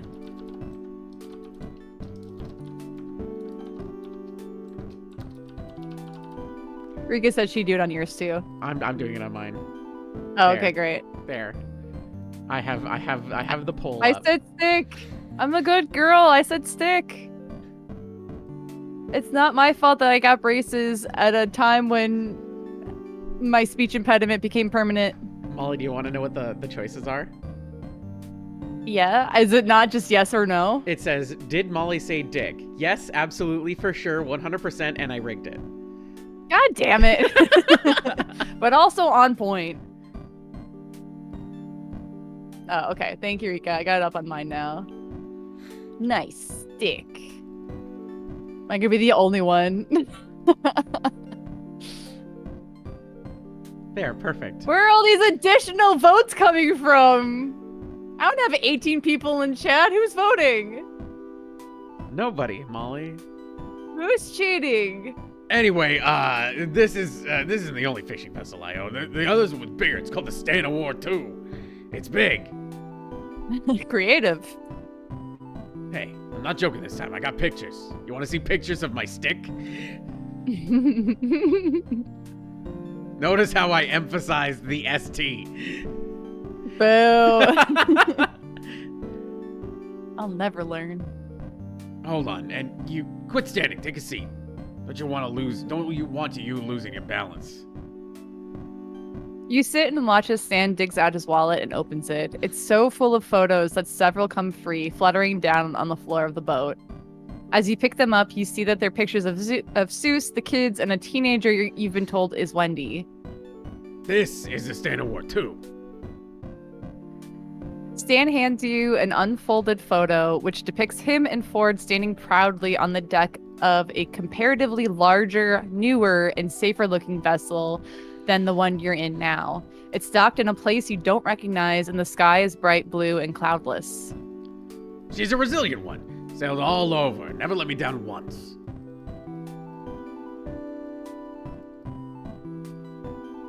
Well, until me and Ford came back to Oregon. Then, poof, she sputtered out and we had to send her in for repairs. Something about sailing in extreme environments, whatever.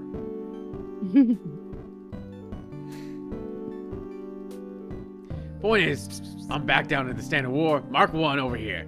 This old girl's got her quirks, but she's reliable.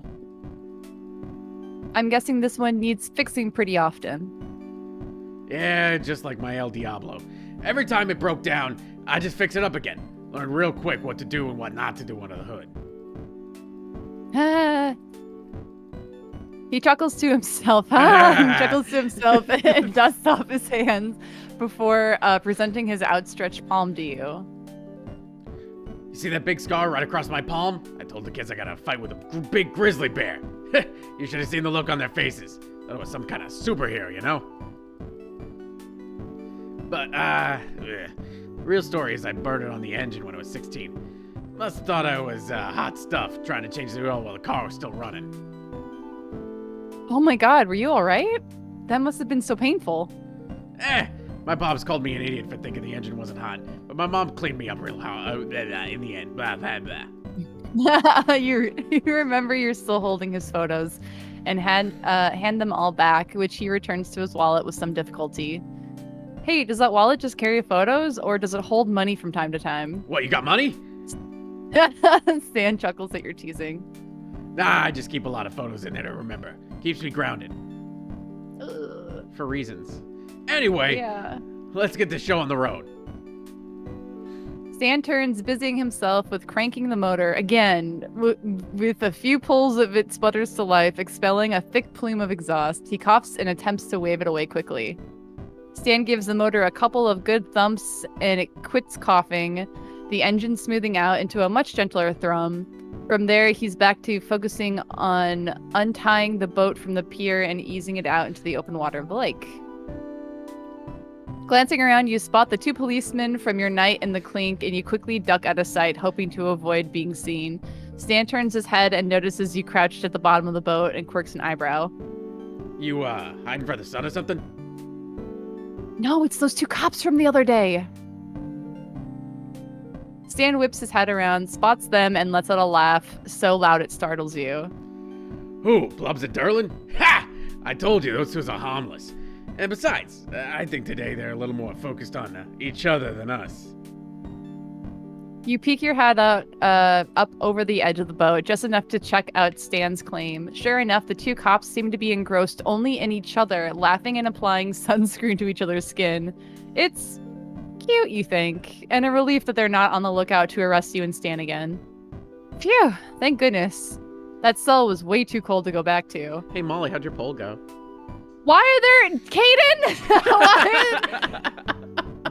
Oh my, almost 3,000 channel points? Jesus. Yeah, I didn't know you could do multiple votes if you used your channel points. Yeah, of course. But how many people voted for nice stick, Molly? I didn't look. I just X'd out of it. One. It was you. Oh, no. Molly, I hate to break Great. it to you, but my side of the poll is not doing any better than yours.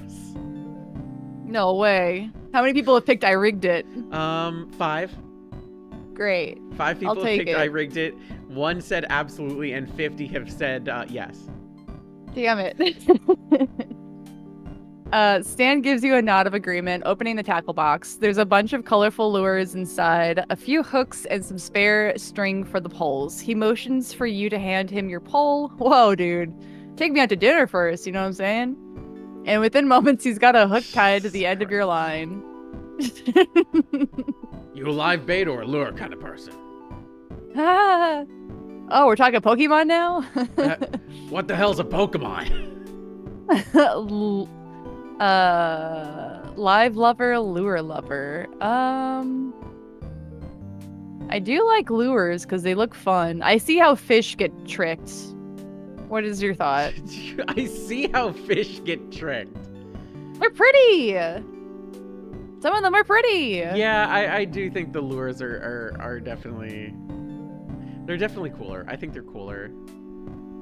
We'll try that one. Okay. Let's try lure. Ah, gotcha. I'm a live bait man myself. But I bet I could swing you over to my side in no time. Ah. Ah.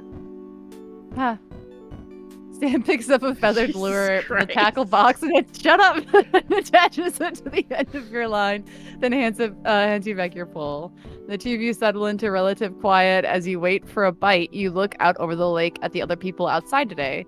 Whether because he noticed or whether he was just filling the lull in conversation, Stan starts pointing out faces of the locals, putting names to them, and giving you a little background on each person.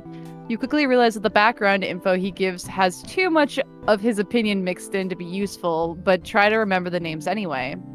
Still, time passes easily, and you soon find yourself reeling in quite a few catches of your own. Looking over at Stan, you've clearly managed to catch more, but he dismisses the difference with the excuse that his luck's just waiting to kick in any moment now.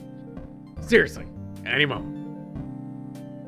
He glares at the lake for a minute, then lets it go, leaning back with a sigh. I'll kill you, Lake. But my aim's getting better. Her aim's getting better. I think it's time for a water break, don't you? Trying to distract me so you'll gain the advantage? Hey, if you faint out here, it's not gonna be on me, kid. You want a bottle or not?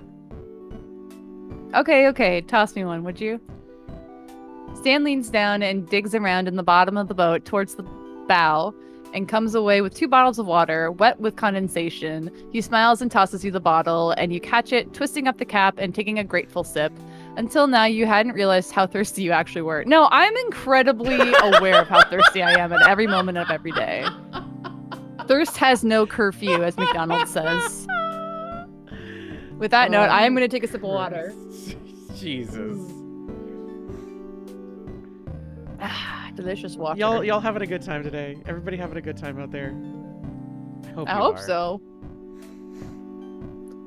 Stan takes out his own bottle and starts chugging the water, clearly more thirsty than you are. Some of the water slips past the opening, dribbles down his chin and onto his shirt, darkening the fabric. Your palms suddenly feel very sweaty and you can't look away. What? Knees weak, palms sweaty, arms spaghetti. Sound like me? Doesn't sound like me. Shit. Stan notices you staring and swallows, taking the bottle away and licking the stray moisture off his lips. Your eyes both meet, and for a long moment you just stare at each other, and neither daring to take a breath. Stan licks his lips again, slowly this time, almost deliberately so! Hey, unrelated, I just got so sweaty for no reason. Man, it's a balmy 70-degree day in California.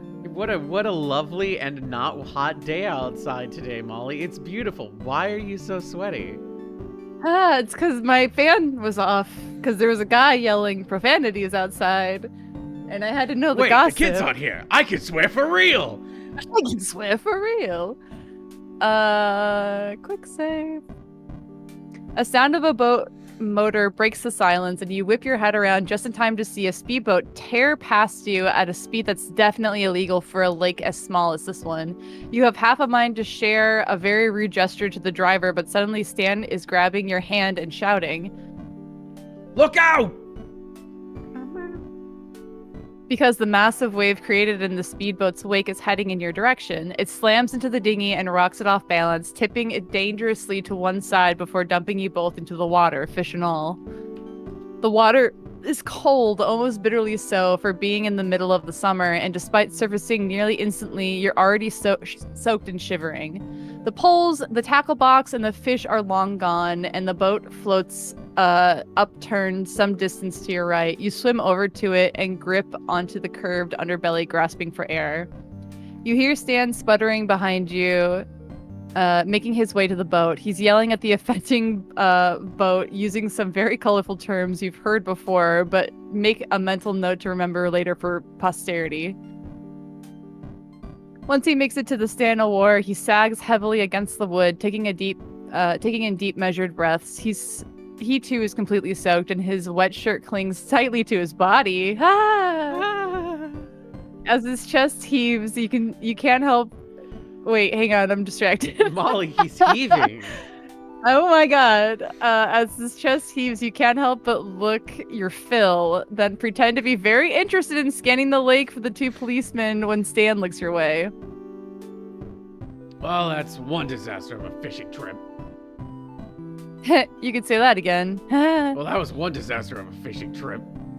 Okay. Stan lets out a disappointed groan and starts pulling off his jacket before tossing it on the upturned boat. God, I think we made that fucking same joke last time too. God damn it. Really? I think so. Kdin, are we We're to funny. We gotta get new material. We got. No, I think we're just funny. I think we're we're just funny? funny. I think we're funny, dude. Are we funny? I think we're funny, dude. We need what are we external validation, please. It's true. What are we gonna tell Dipper and Mabel that their old uncle's lost his fishing touch? Read that as fisting touch. Anyway. What? Sweaty again? You wish. I'd fish you any day. I like to see you try, old man. Old man, why I oughta... He splashes water on you, and you shriek in mock outrage before a wicked grin fills your face. Splash him back. Do I dunk him, or do I splash him back? Fucking quick save is what you should do. Then fucking dunk him! Dunk him! Go big or go home, Dunk as his the saying bitch goes. ass. You shove Stan under the water for a brief moment. He comes up coughing and spitting water and less thrilled than you initially. Uh-oh. Okay, let's go back. Wait. Q load, quill load. Yes. Coward. Splash it back. We're too strong. We beat up this old man. Exactly, Verdigris Dunkle Stan. Splash it back.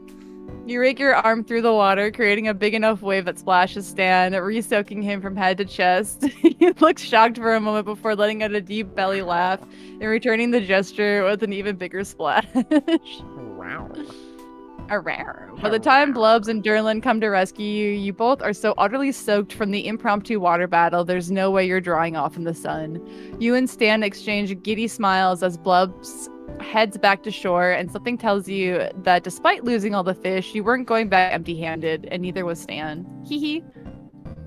The walk back to the car is slow and methodical, a relief after the adrenaline rush you had just a little while ago. Stan is wringing out his jacket, muttering under his breath something about damaging good Moroccan leather, when a sudden and violent cold chill runs through your body. Despite the warmth of the sun, your soaked clothes and clammy skin from the water all catches up at once, and you start shivering. Oh, jeez. Here, take my jacket. Before you can protest, Stan is draping his jacket around your shoulders. Nice. The gun show. It's a little damp, but you're immediately surrounded by a sense of warmth, and your chills subside just a little bit. Somehow, despite having taken a dunk in the lake along with the rest of him, the jacket smells good. It's got a faint woodsy smell to it, a hint of smokiness. Wow. Sounds like a Yankee Candle if I've ever heard one. It takes everything in you not to bury your nose into the thick of it. All right, chill out a little bit. Have some decorum. While you're busy taking in the jacket, Stan hops into the driver's seat and has the El Diablo cranked and running in a flash. You need a ride back? Stan, you are my ride. Oh, well, You're that's my ride or unfortunate. die. You're my ride or Ride or die. die. I know, I'm just teasing. This fucking guy. He reaches across the bench seat and opens the passenger door, motioning for you to come inside. Come on, let's get back to the shack. It's a lot warmer than out here, you know. Yeah. Stan flicks on the radio once you're cruising down the road, and a good song comes on, one you both know the words to. Stan is humming along quietly, and you pretend not to notice, not wanting to ruin a good thing. The breeze from the open window is calming, and as the trees whiz by, you don't regret getting soaked anymore. Yeah. It's not long before Stan pulls up to the shack and shuts off the El Diablo, and you both exit the car. Your limbs crack and pop from exertion, and that's real. That's me today. I was what's crouched? I was crouched down looking at my plants that I just potted last week, and when I stood back up, like my knees were cracking, dude, like a glow stick. Cracking these nuts. Hey! Your limbs crack and pop from exertion, and only now do you realize just how exhausted you feel from the day's adventure. Man, you'd kill for a nice, warm, dry bed right about now. Hey, Chris, milk yum yum. Stan halts for a moment and scratches the back of his head nervously. He looks at the ground, shuffling his feet back and forth, trying to find the right words to say. I feel kind of bad about getting you all soaked today. I promise you'd I'm be not. in good hand. I Jesus mean- Christ. It's a kid's show. Then everything went right to hell in a handbasket, didn't it? Taking a sip of water. Stan, it's fine. Really. Do you like campfires? I love campfires. What? I asked if you like campfires. Yes. No. Yeah, I like campfires. Yeah. Okay. Yeah. Great. Yeah. Hold on, I'll be just a few minutes. Comes out with a flamethrower. You're left.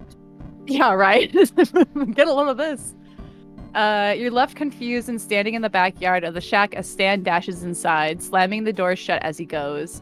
A chill breeze whips through the trees and you shiver. Despite Stan's jacket, you're still a little damp, and being exposed like this certainly doesn't help matters. I'm naked now? When did this happen? You check your phone and after Jesus. several minutes are ready to... Were you sipping water? No, I was just not expecting it. And after several minutes are ready to give up and head inside the shack when Stan comes through the back door, arms full of marshmallows. Come here, I want to show you something. Curious, you follow him over to what appears to be a makeshift fire pit. There's already wood and kindling inside, and part of you wonders if Stan always keeps firewood lying around or if he just prepared it for you. It's a stick. He pulls... Great. A dick? What? He pulls a book of matches from his pocket and strikes a match. The head bursts into a bright yellow flame. He tosses it into the wood pile where gradually the kindling ignites. It's not long before you have a modest but warm fire at your feet. I figure you're pretty damp. Yes. Sorry. I'm Yeah. sorry. You wanna I'm be Grunkle Stan? sorry. No. Okay. Because I kind of want to hear you do your Grunkle Stan. You want to hear me do my Grunkle Stan? Yeah, I want to hear we do it at least once every time. This is beautiful. I figured you're still pretty damp, but I'm sure you're hungry as hell since we didn't catch any fish, so... There it is, my one Grunkle That Stan. wasn't bad. Oh, this is beautiful. It sounds like This it is sounds like beautiful. Doggy Daddy and Grunkle Stan fused together. It truly, I can't not, I think I slide in Doggy Daddy too much, and it's hard to, like, keep the Grunkle Stan inflection sometimes. Am I the He booger? Am I the booger? My precious pumpkin buttercup. He trails off and gestures at the fire and the marshmallows again. It's the least I can do for screwing up your day. Stan. Thank you. This is wonderful. This is too much. This is wonderful? This is wonderful. This is wonderful. This is wonderful, Stan. Thank you so much. Stan blushes just a little from the praise. You can tell he wasn't expecting it with that much sincerity. Well, shucks, I'm glad you like it. Hee. You're not sure how long you sit by the fire, roasting marshmallows over the open flame. Stan's burnt his mouth more times than you can count trying to eat a marshmallow far too soon, and you've burnt enough of the treat to make even the Stay Puffed man weep. Yeah, Stay Puft from Ghostbusters. Huh. Oh yeah, from Ghostbusters. The only way I know him. It's because it was not a real brand. I know. Oh, that's true. Stan plucks another marshmallow out of the bag and turns it over in his fingers a few times like he's contemplating something before turning back to face you. You ever play catch with these? Huh? I mean, toss them up and try to catch them in your mouth again. Yeah, who doesn't do that? Hey, thought I'd ask. You never know with some people these days. Suddenly, a grin spreads across his lips and he tosses the marshmallow up in the air straight towards you. Catch! It's still on fire. You lean back and open your mouth just in time for the marshmallow to sail right through your lips and into your mouth. Damn. You bite down, chewing it with a triumphant grin. Victory has never tasted sweeter. Suddenly, the back door flies open, and out come Dipper and Mabel, running up to the campfire excitedly. They're both in pajamas and look wide awake as ever. But look wide awake as ever, and are already snatching up the marshmallow bag to dig in. Are these marshmallows? Are those marshmallows? Come on, Grunkle Stan, why did you tell us you were roasting marshmallows? Because you would be in bed, Pumpkin, that's why. He ruffles Mabel's hair affectionately and pulls her onto his lap, handing her his roasting stick. Nope, we're teenagers now. Teenagers don't have bedtimes. Yeah, exactly. So Grunkle Stan. Answer still no, kid. You cannot go out on a 3-day camping trip to track ghost prints. But Grunkle Ford supports my theory. If you ask me, your Grunkle Ford needs a bedtime too. So how was the live lizard birth? It was so exciting. Grenda Jr. was so relaxed, she didn't even realize Grenda Jr. What? Grenda Jr. was so relaxed. Grenda Huh? Jr. Extreme is the name of the baby. Okay. Interesting. Because of course it is. Yeah, the period really threw me off for some reason, and then extreme I didn't think of as... I thought that was the beginning of the next sentence.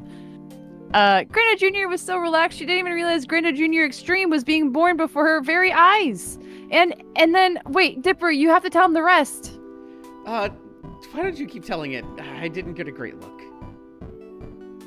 But I gave you front row seat, right next to me. You saw the whole thing up close, intimately, unforgettably.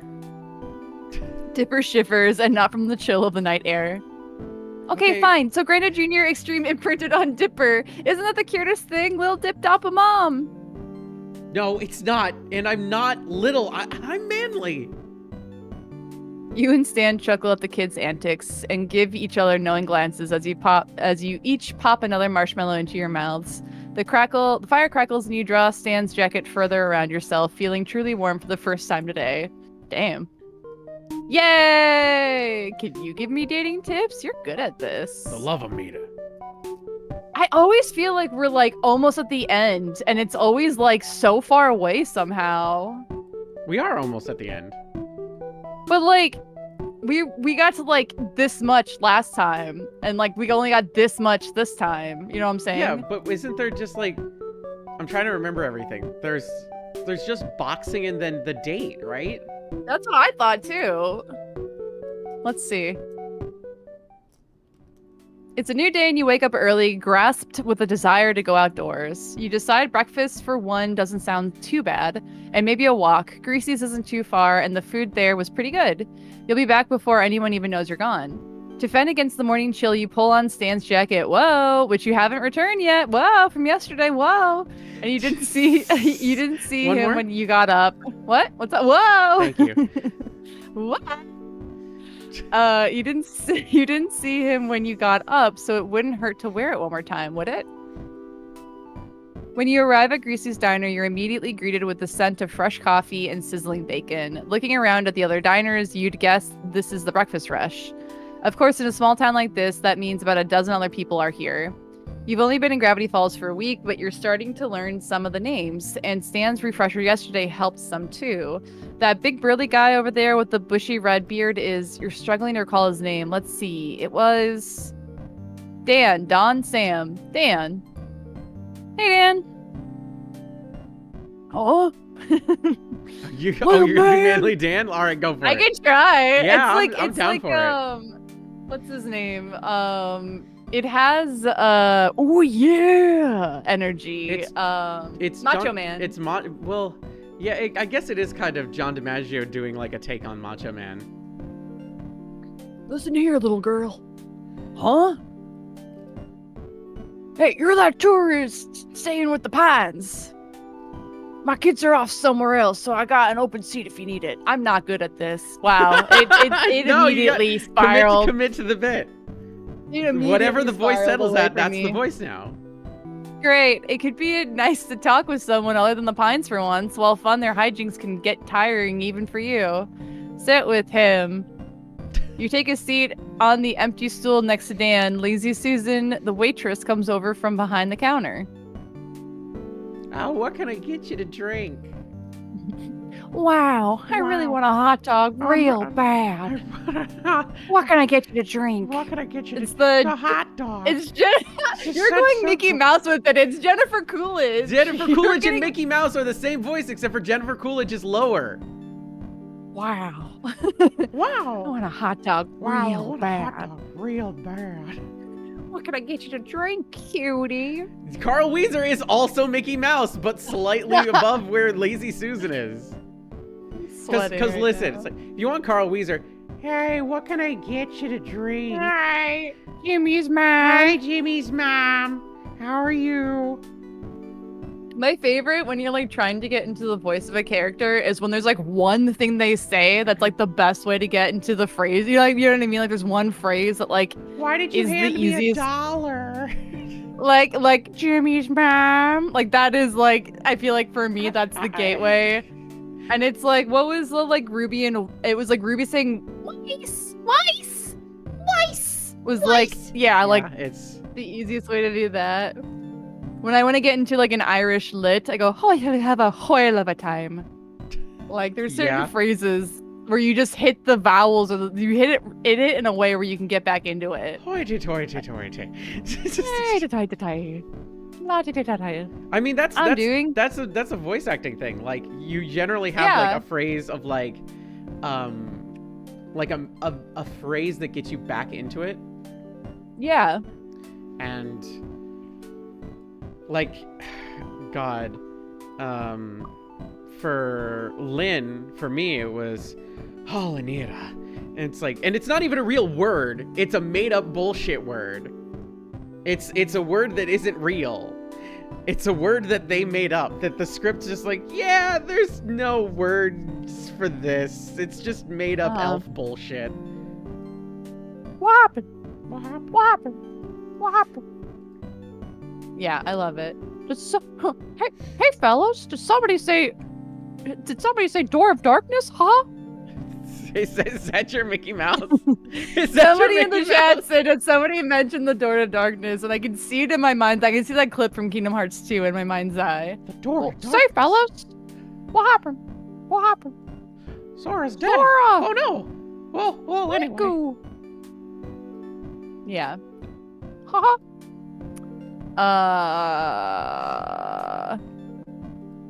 Wow. When a hot dog real bad. Sure thing. I'll have no. I can't say this. Want a hot dog real bad? Sure thing. I'll have it right out for you. Right out for you. Jesus Christ. Right out for you. That's good, Molly. You notice she doesn't take Dan's order. Oh yeah, nice jacket. Thanks. Stan Pines loaned it to me. See, it's like Macho Man is my gateway for Dan now. Oh yeah, cream of the crop. Xehanort. Hang on. Is that your Donald Duck? Is that your No. Xehanort?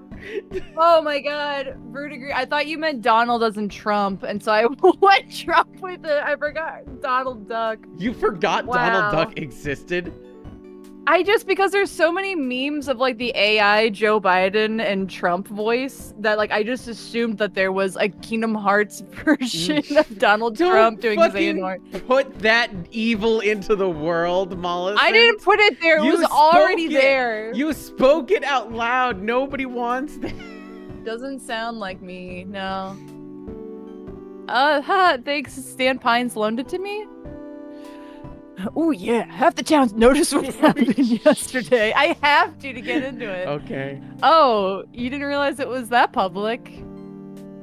Oh yeah, it was that public. Splash sent a lot of fish swimming my way though, so thanks. Does word always move around that quick around here? So people are yelling in my chat because I got Donald Duck wrong. I mean, yes, Molly.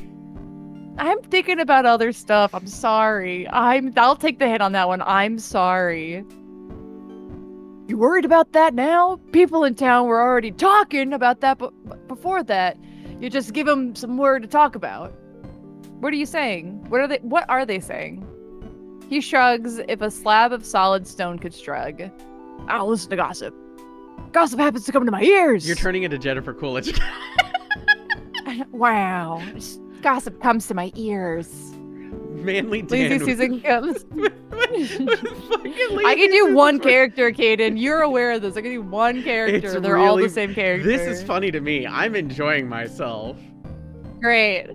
Lazy Susan comes back out with your drink as well as a hot cup of coffee for Manly Dan. You figure he ordered it before you sat down. You watch as Dan lifts the steaming mug of coffee to his mouth and then chugs the whole thing. Hell yeah. It looks like an instant recipe for a second-degree burn, but surprisingly, almost sickeningly, he seems relieved by it. This man's gonna shit like a fucking rocket in like 30 seconds by shotgunning that cup of coffee. And also burning his esophagus. And his anus. Like that's gonna hurt. It's gonna be like that's like loading a shotgun and then hitting and then just firing it. That's what's gonna fire happen. all the way down. It's fire all the way down. It's fire All the way down. You're starting to realize fuck. why this guy has such a tough guy reputation. He sighs, putting the now empty mug back down and turns to you. What are we talking about? I seriously can't remember. I'll get you a refill. You ready to order, sweetie? Wow. Want a hot dog real bad. You ready to order, sweetie? There it is. wow. Me? Oh yeah. Can I have the pancakes, waffles, eggs, and bacon? What do you think? Little eggy baggy. I love a little B&E. Yeah. She leaves, and you and Dan are left to sit in silence. Break the silence. Ask him about his family. Ask him about Stan Pines. Ask him about his order. Sit in silence. Stan Pines? Ask him about his... Hee. What do you know about Stan Pines? Real con artist type. Not a friend of mine. But as long as Wendy's getting paid out of his pocket, I don't care either way. Doesn't matter what I say, though. Looks like you already know. You already know what to think of him. Ask him about his family. So tell me more about your family. Wendy's my oldest. There's the 3 boys, Marcus, Kevin, Gus. Huh, he didn't mention a spouse. Don't ask. Never asked. I feel like I would never ask. 4 kids, huh? Haha, it's a lot, but I'm tough enough. They don't call me Manly Dan for nothing. He grins and reproduces flexes by his budding. muscles. He's like SpongeBob. Yeah. He just like rips off a piece of his beard and a new kid appears. Yeah. And winks? You think you saw him wink. Break the silence. Ask him about his order. She didn't take your order. I'm a regular. Pancakes and black hot coffee. Hot black coffee, like usual. Lazy Susan comes back over to the counter, setting your plate down in front of you. She gives Manly Dan a big stack of pancakes and a refill on his coffee. He gives a minute nod to his plate. Like I said. The conversation comes to an end as the immediate allure of food takes priority. He finishes far faster than you do and looks out the window, squinting at the angle of the light makes with the trees. It's time for me to hit the road. Nice to meet you.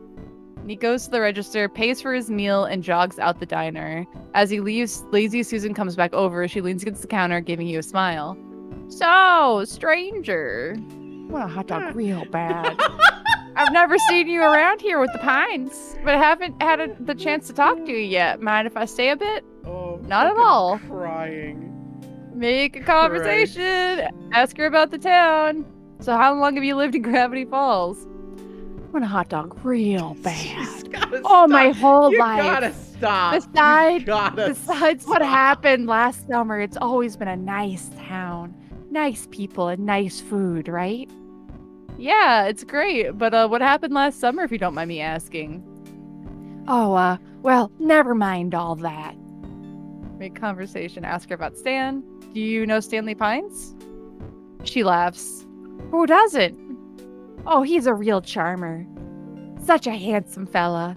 We almost had something once, but it didn't work out. So strange. I called him every night. So how are things going with him? What? Well, you two looked close. Saw you on the lake while I was fishing for dinner. Bet he's a real catch of the day, am I right? Ha. Laughing, Lazy Susan elbows you companionably, but you're speechless. She winds down with a sigh. Am I right? I'm right. Ask her about the diner. So, are you the owner? Oh gosh, no. I'm just a waitress. Been here ever since I was a teenager. Me and Matilda have been the only waitresses here for years, but we've had a promising new trainee working here since the spring. She points out the window where a blonde girl around Mabel's age is shooing a raccoon away from the diner's trash cans. Lazy Susan puts her hands on her hips with pride. We're starting her out small. Woodpeckers are next. Well, I better get back to work. It was nice to meet you, Crisp Milk Yum Yum. Enjoy your breakfast. I gotta have a And hot you dog do. real bad. Real bad. Oh, I want a hot dog real bad. Jesus Christ. You do, digging back into your breakfast with gusto until your meal is again interrupted, this time with a buzzing of your phone from inside your pocket. Huh, it's a call from a number you don't recognize. Pick up, don't pick up. Pick up! I mean, I would normally not pick up, but I know who it is this time. Pick it up. Maybe this won't be from a telemarketer? Hello? Kdin. Who is this? Kdin. It's Stan, I think. Oh, is it? This I'm pretty crisp sure. milk yum yum. Wait, Stan? See, come on. That's true. Yeah, it's me. Look, I've got a surprise waiting for you back at the shack. Think you could get back over here from wherever you are? Surprise sounds intriguing, so you promise to be there after breakfast. It's not long until you finish up, pay for your food, and head out the door. As you approach the shack, you spot Stan already outside. Sorry, yawning. What the fuck was that? It's like, boring. Sorry, I was yawning. Sorry, you're fucking boring.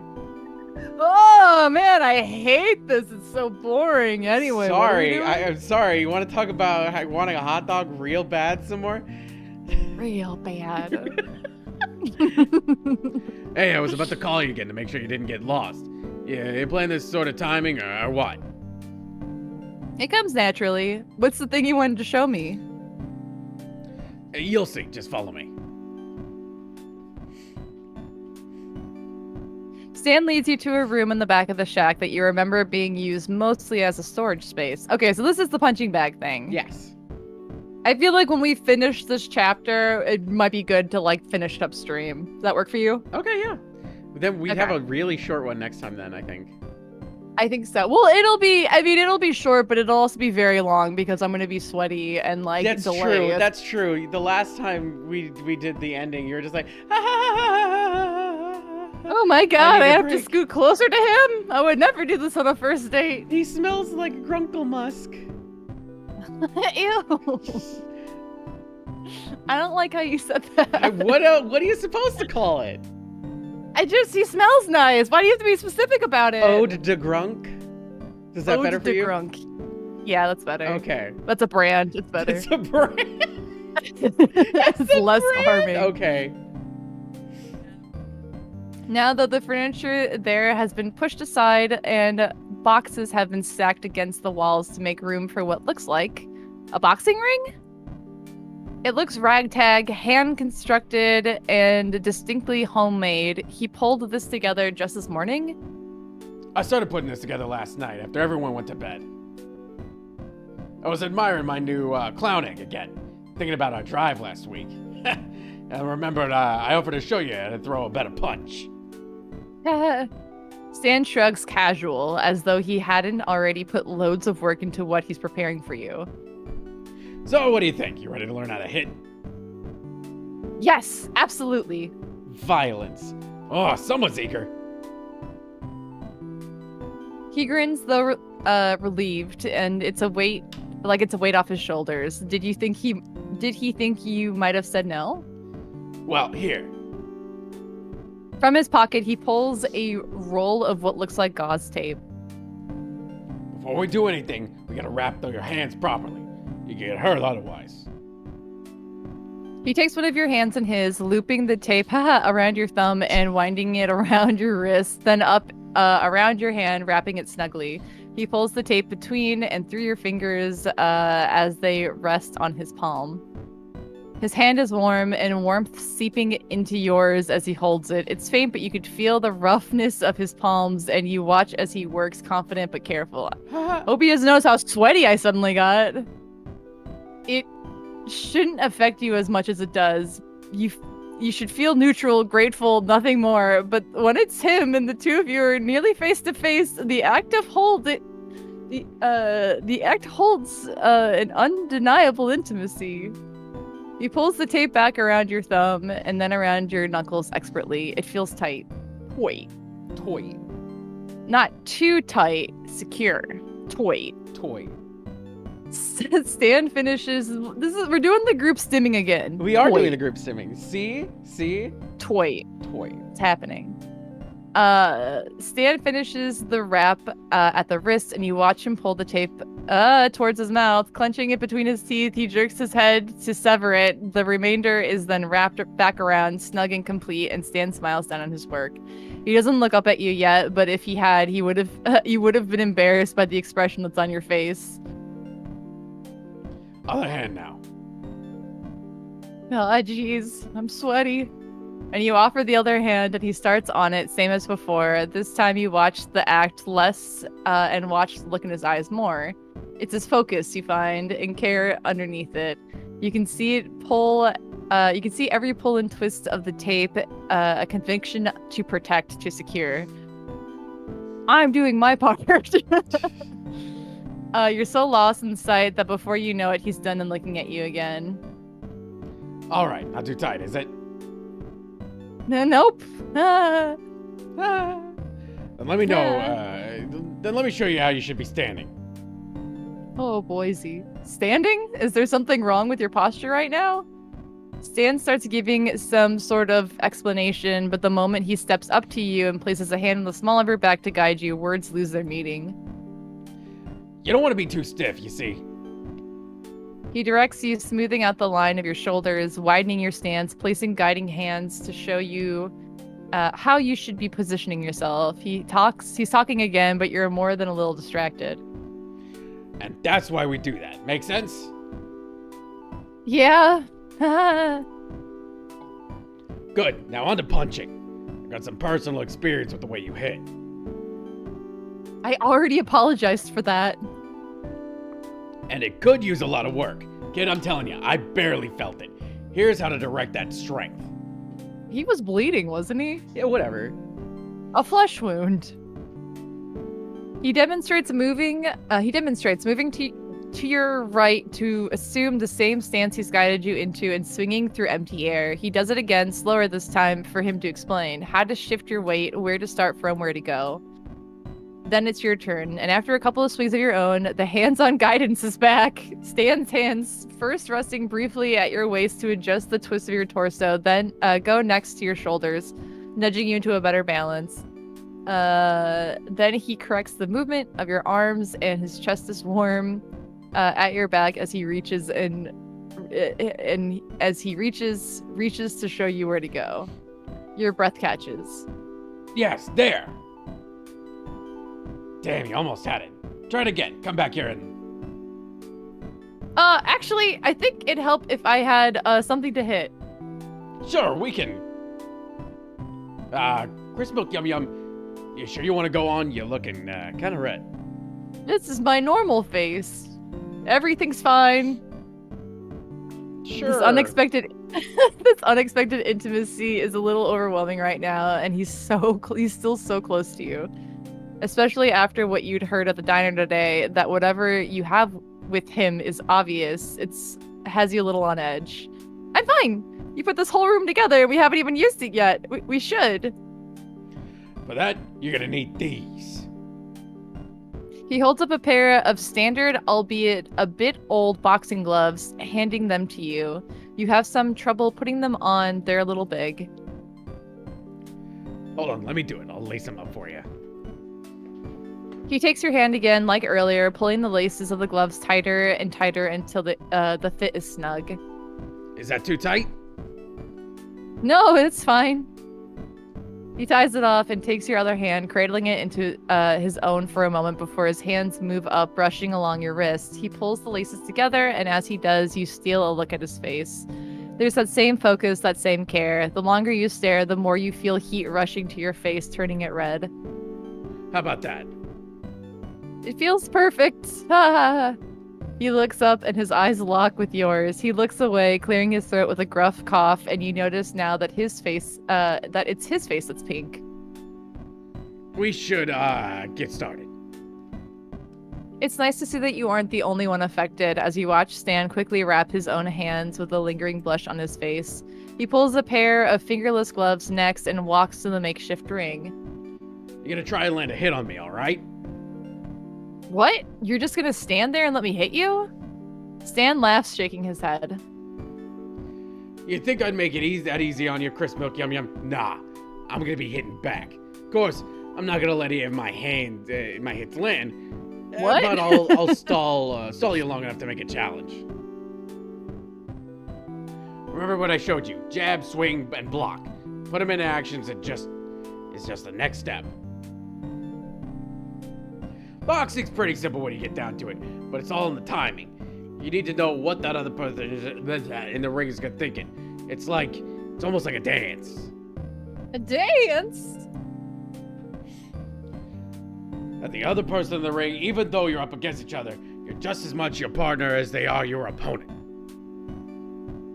Even though you're going head to head, you have to be willing to get intimate with them. You know, knowing the right moves at the right time and the right place, you wind up forming a bond with your opponent. You nod and step up to join him in the ring. Where'd you learn so much about boxing? Well, when we were kids, my brother and I had a little rough. We weren't too popular with the other kids in the neighborhood. So, our old man put us through boxing lessons. He wanted us to be tougher. My brother couldn't quite take it. Not exactly. Poindexter could ace the lessons, same as he was good at anything. Put that a big old brain towards, but he quit first chance he could. But me? What else I've gone for me, you know? If anything, I had to be tough enough to protect him, to keep us all safe. That always got to be the tough one.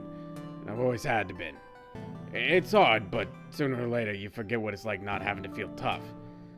So I guess you could say it gets easier. The song from Encanto plays. I'm the strong one. After Ford and after I left home, I was on the road for a bit. Got into my fair share of trouble that followed me through. But I was fine. It was tough enough. I knew how to fight. It got me far enough, didn't it? It's got me through all these years, and here I am with ye. Stan's eyes seem to glisten, but he looks away before you can tell for sure. He smiles with that big, ridiculous grin, as though to reassure you. He fakes a cough and wipes at his nose. Jeez, it's so dusty back here. Jeez. We might as well get started already, huh? You probably want to listen to me rambling all day. Like I said, time is the key. Is it time to make that big swing? Or will they be able to block it? Sometimes it's smarter to just take a quick jab, even if you don't hit that hard. Being quick enough to wear your partner down and keep it blocking is enough to get you there. So let's dance. Quick save. Dance? Okay. If I remember correctly, we did this where we were trying to be smart about it, and there's no being smart about it. We just need to swing the whole time to be tied with Stan. Yeah, quick save. Quick save though. So, yeah, I did. Okay. Yeah. Okay. Swing. Swing versus swing. Bing bong bing.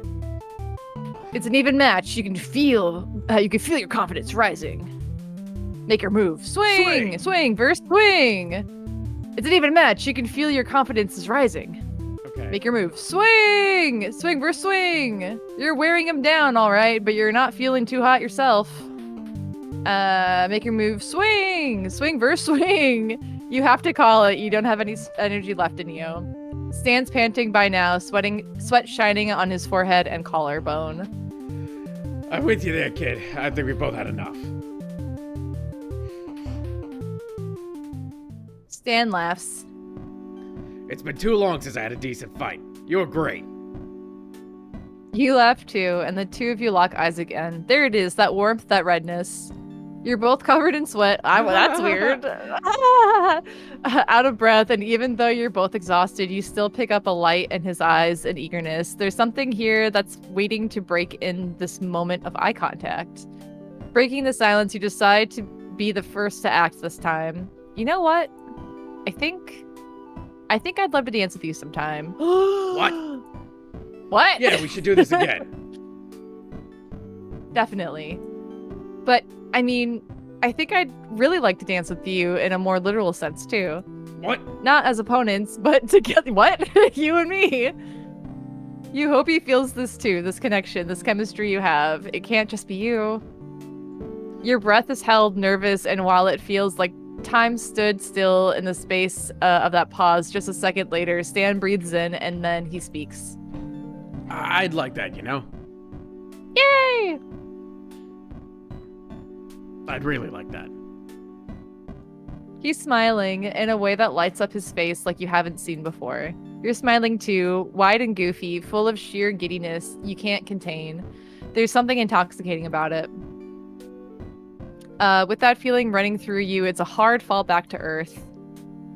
Hey, can you help me get these gloves off? No. Okay, well, bye. Stan laughs loud and free and obliges. It's later that day, just after dinner, when you get around to telling Stan about your time at the diner. So I guess I'm asking, is it always like that around here? People talking about my love life? After you survive Mabel, everyone else is a small fry. There's not much to talk about in this town, so when a tourist crashes their car into the jewel of the town at the peak of the season, that's prime material. Enough of that, though. I thought we could get a private movie night, you know? Wind down a little. I keep the movies in the cabinet here. Go on, pick one. Oh my. You open up to reveal stacks of VHS tapes and a few DVDs. What do you want to watch? A heart-wrenching classic drama, a stomach-churning horror film, a documentary, you use his words. I think we've done this before. We usually do the horror. Do the drama. But yeah, I think the drama is what we want, though. It's an old black and white movie about a young woman whose lover has to leave the country to pursue his dreams. At the film's climax, right as he's about to get into the boat to sail off for foreign lands, the lovers kiss as violins swell. They promise never to forget each other, and he sails away knowing that they'll never see each other again. You hear sniffling. This is beautiful. It's just like my life, in a way. It's just like my life. In a way. Oh my god. You hear sniffling, and after confirming that it didn't come from the TV, you realize it's coming from your left, from Stan. He's resolutely staring at the TV with a deep-set frown on his face, and his eyes are shining with withheld tears. Huh. Stan really is a romantic at heart. Good call, Mabel.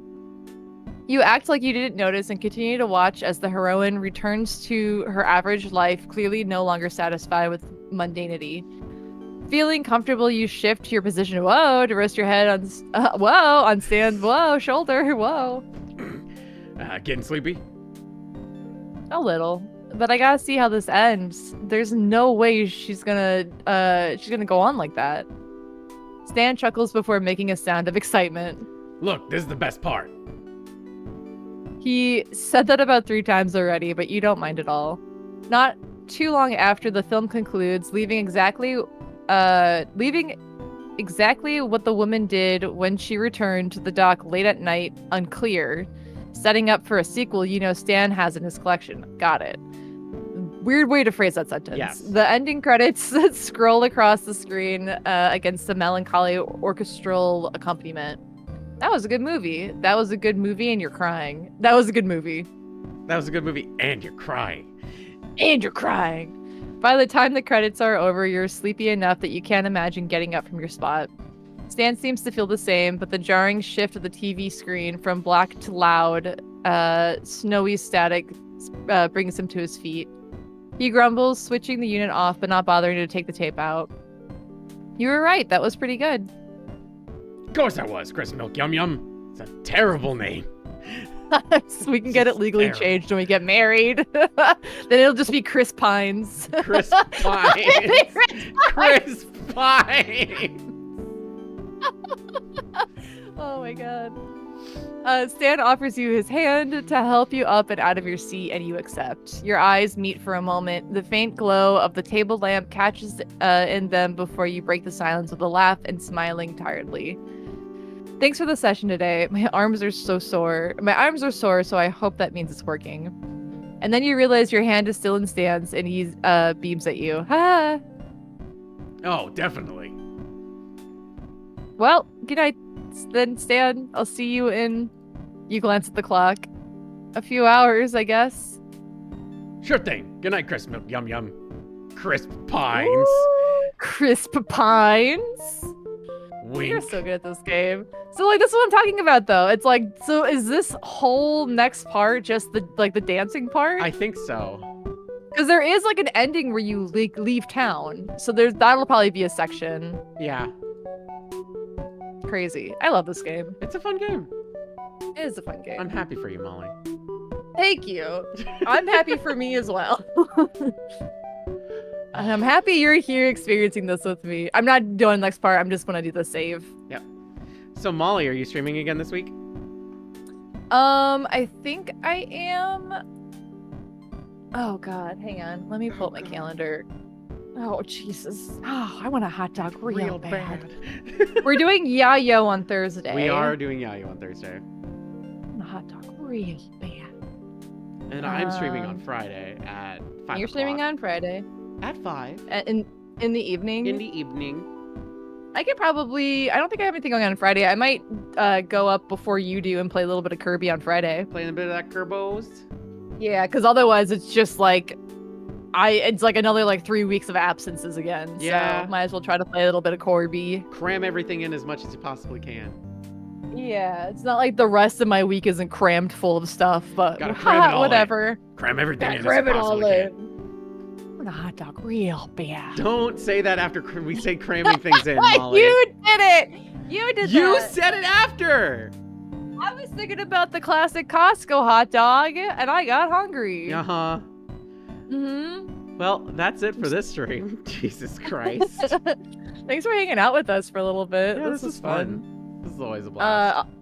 I'll do my spiel first. I'm sure it's the same people I've had in chat this whole time, but as a reminder, the Animation Guild is in the middle of negotiations with the big studios. We renew our contract every 4 years. This year, we are fighting for things like regulations with AI, gender-neutral bathrooms, gender equality. We're looking to clarify job roles all across the industry. Many jobs have done work that's technically not our job, and it shouldn't be our job because we pay somebody to do the job. And many more. The link is in the chat if you'd like to keep updated with negotiations. We do require love and ask very politely for people to use the hashtag #StandWithAnimation to be loud and proud about the animation that you love and the people who make it for you. And yeah, just stay updated. We will need you. We need everyone's support right now. And you know who else needs your support? Kdin. Hi. SAG-AFTRA is currently on strike for pretty much a lot of the same reasons that Molly mentioned for the Animation Guild. It's a lot of fighting against AI and getting better protections for voice actors. Voice actors especially because we're currently on strike for video games. We did a whole actor strike for pretty much everything else last year. And hey, round 2, baby, for video games. If you'd like to know more about it, you can check out the SAG-AFTRA website.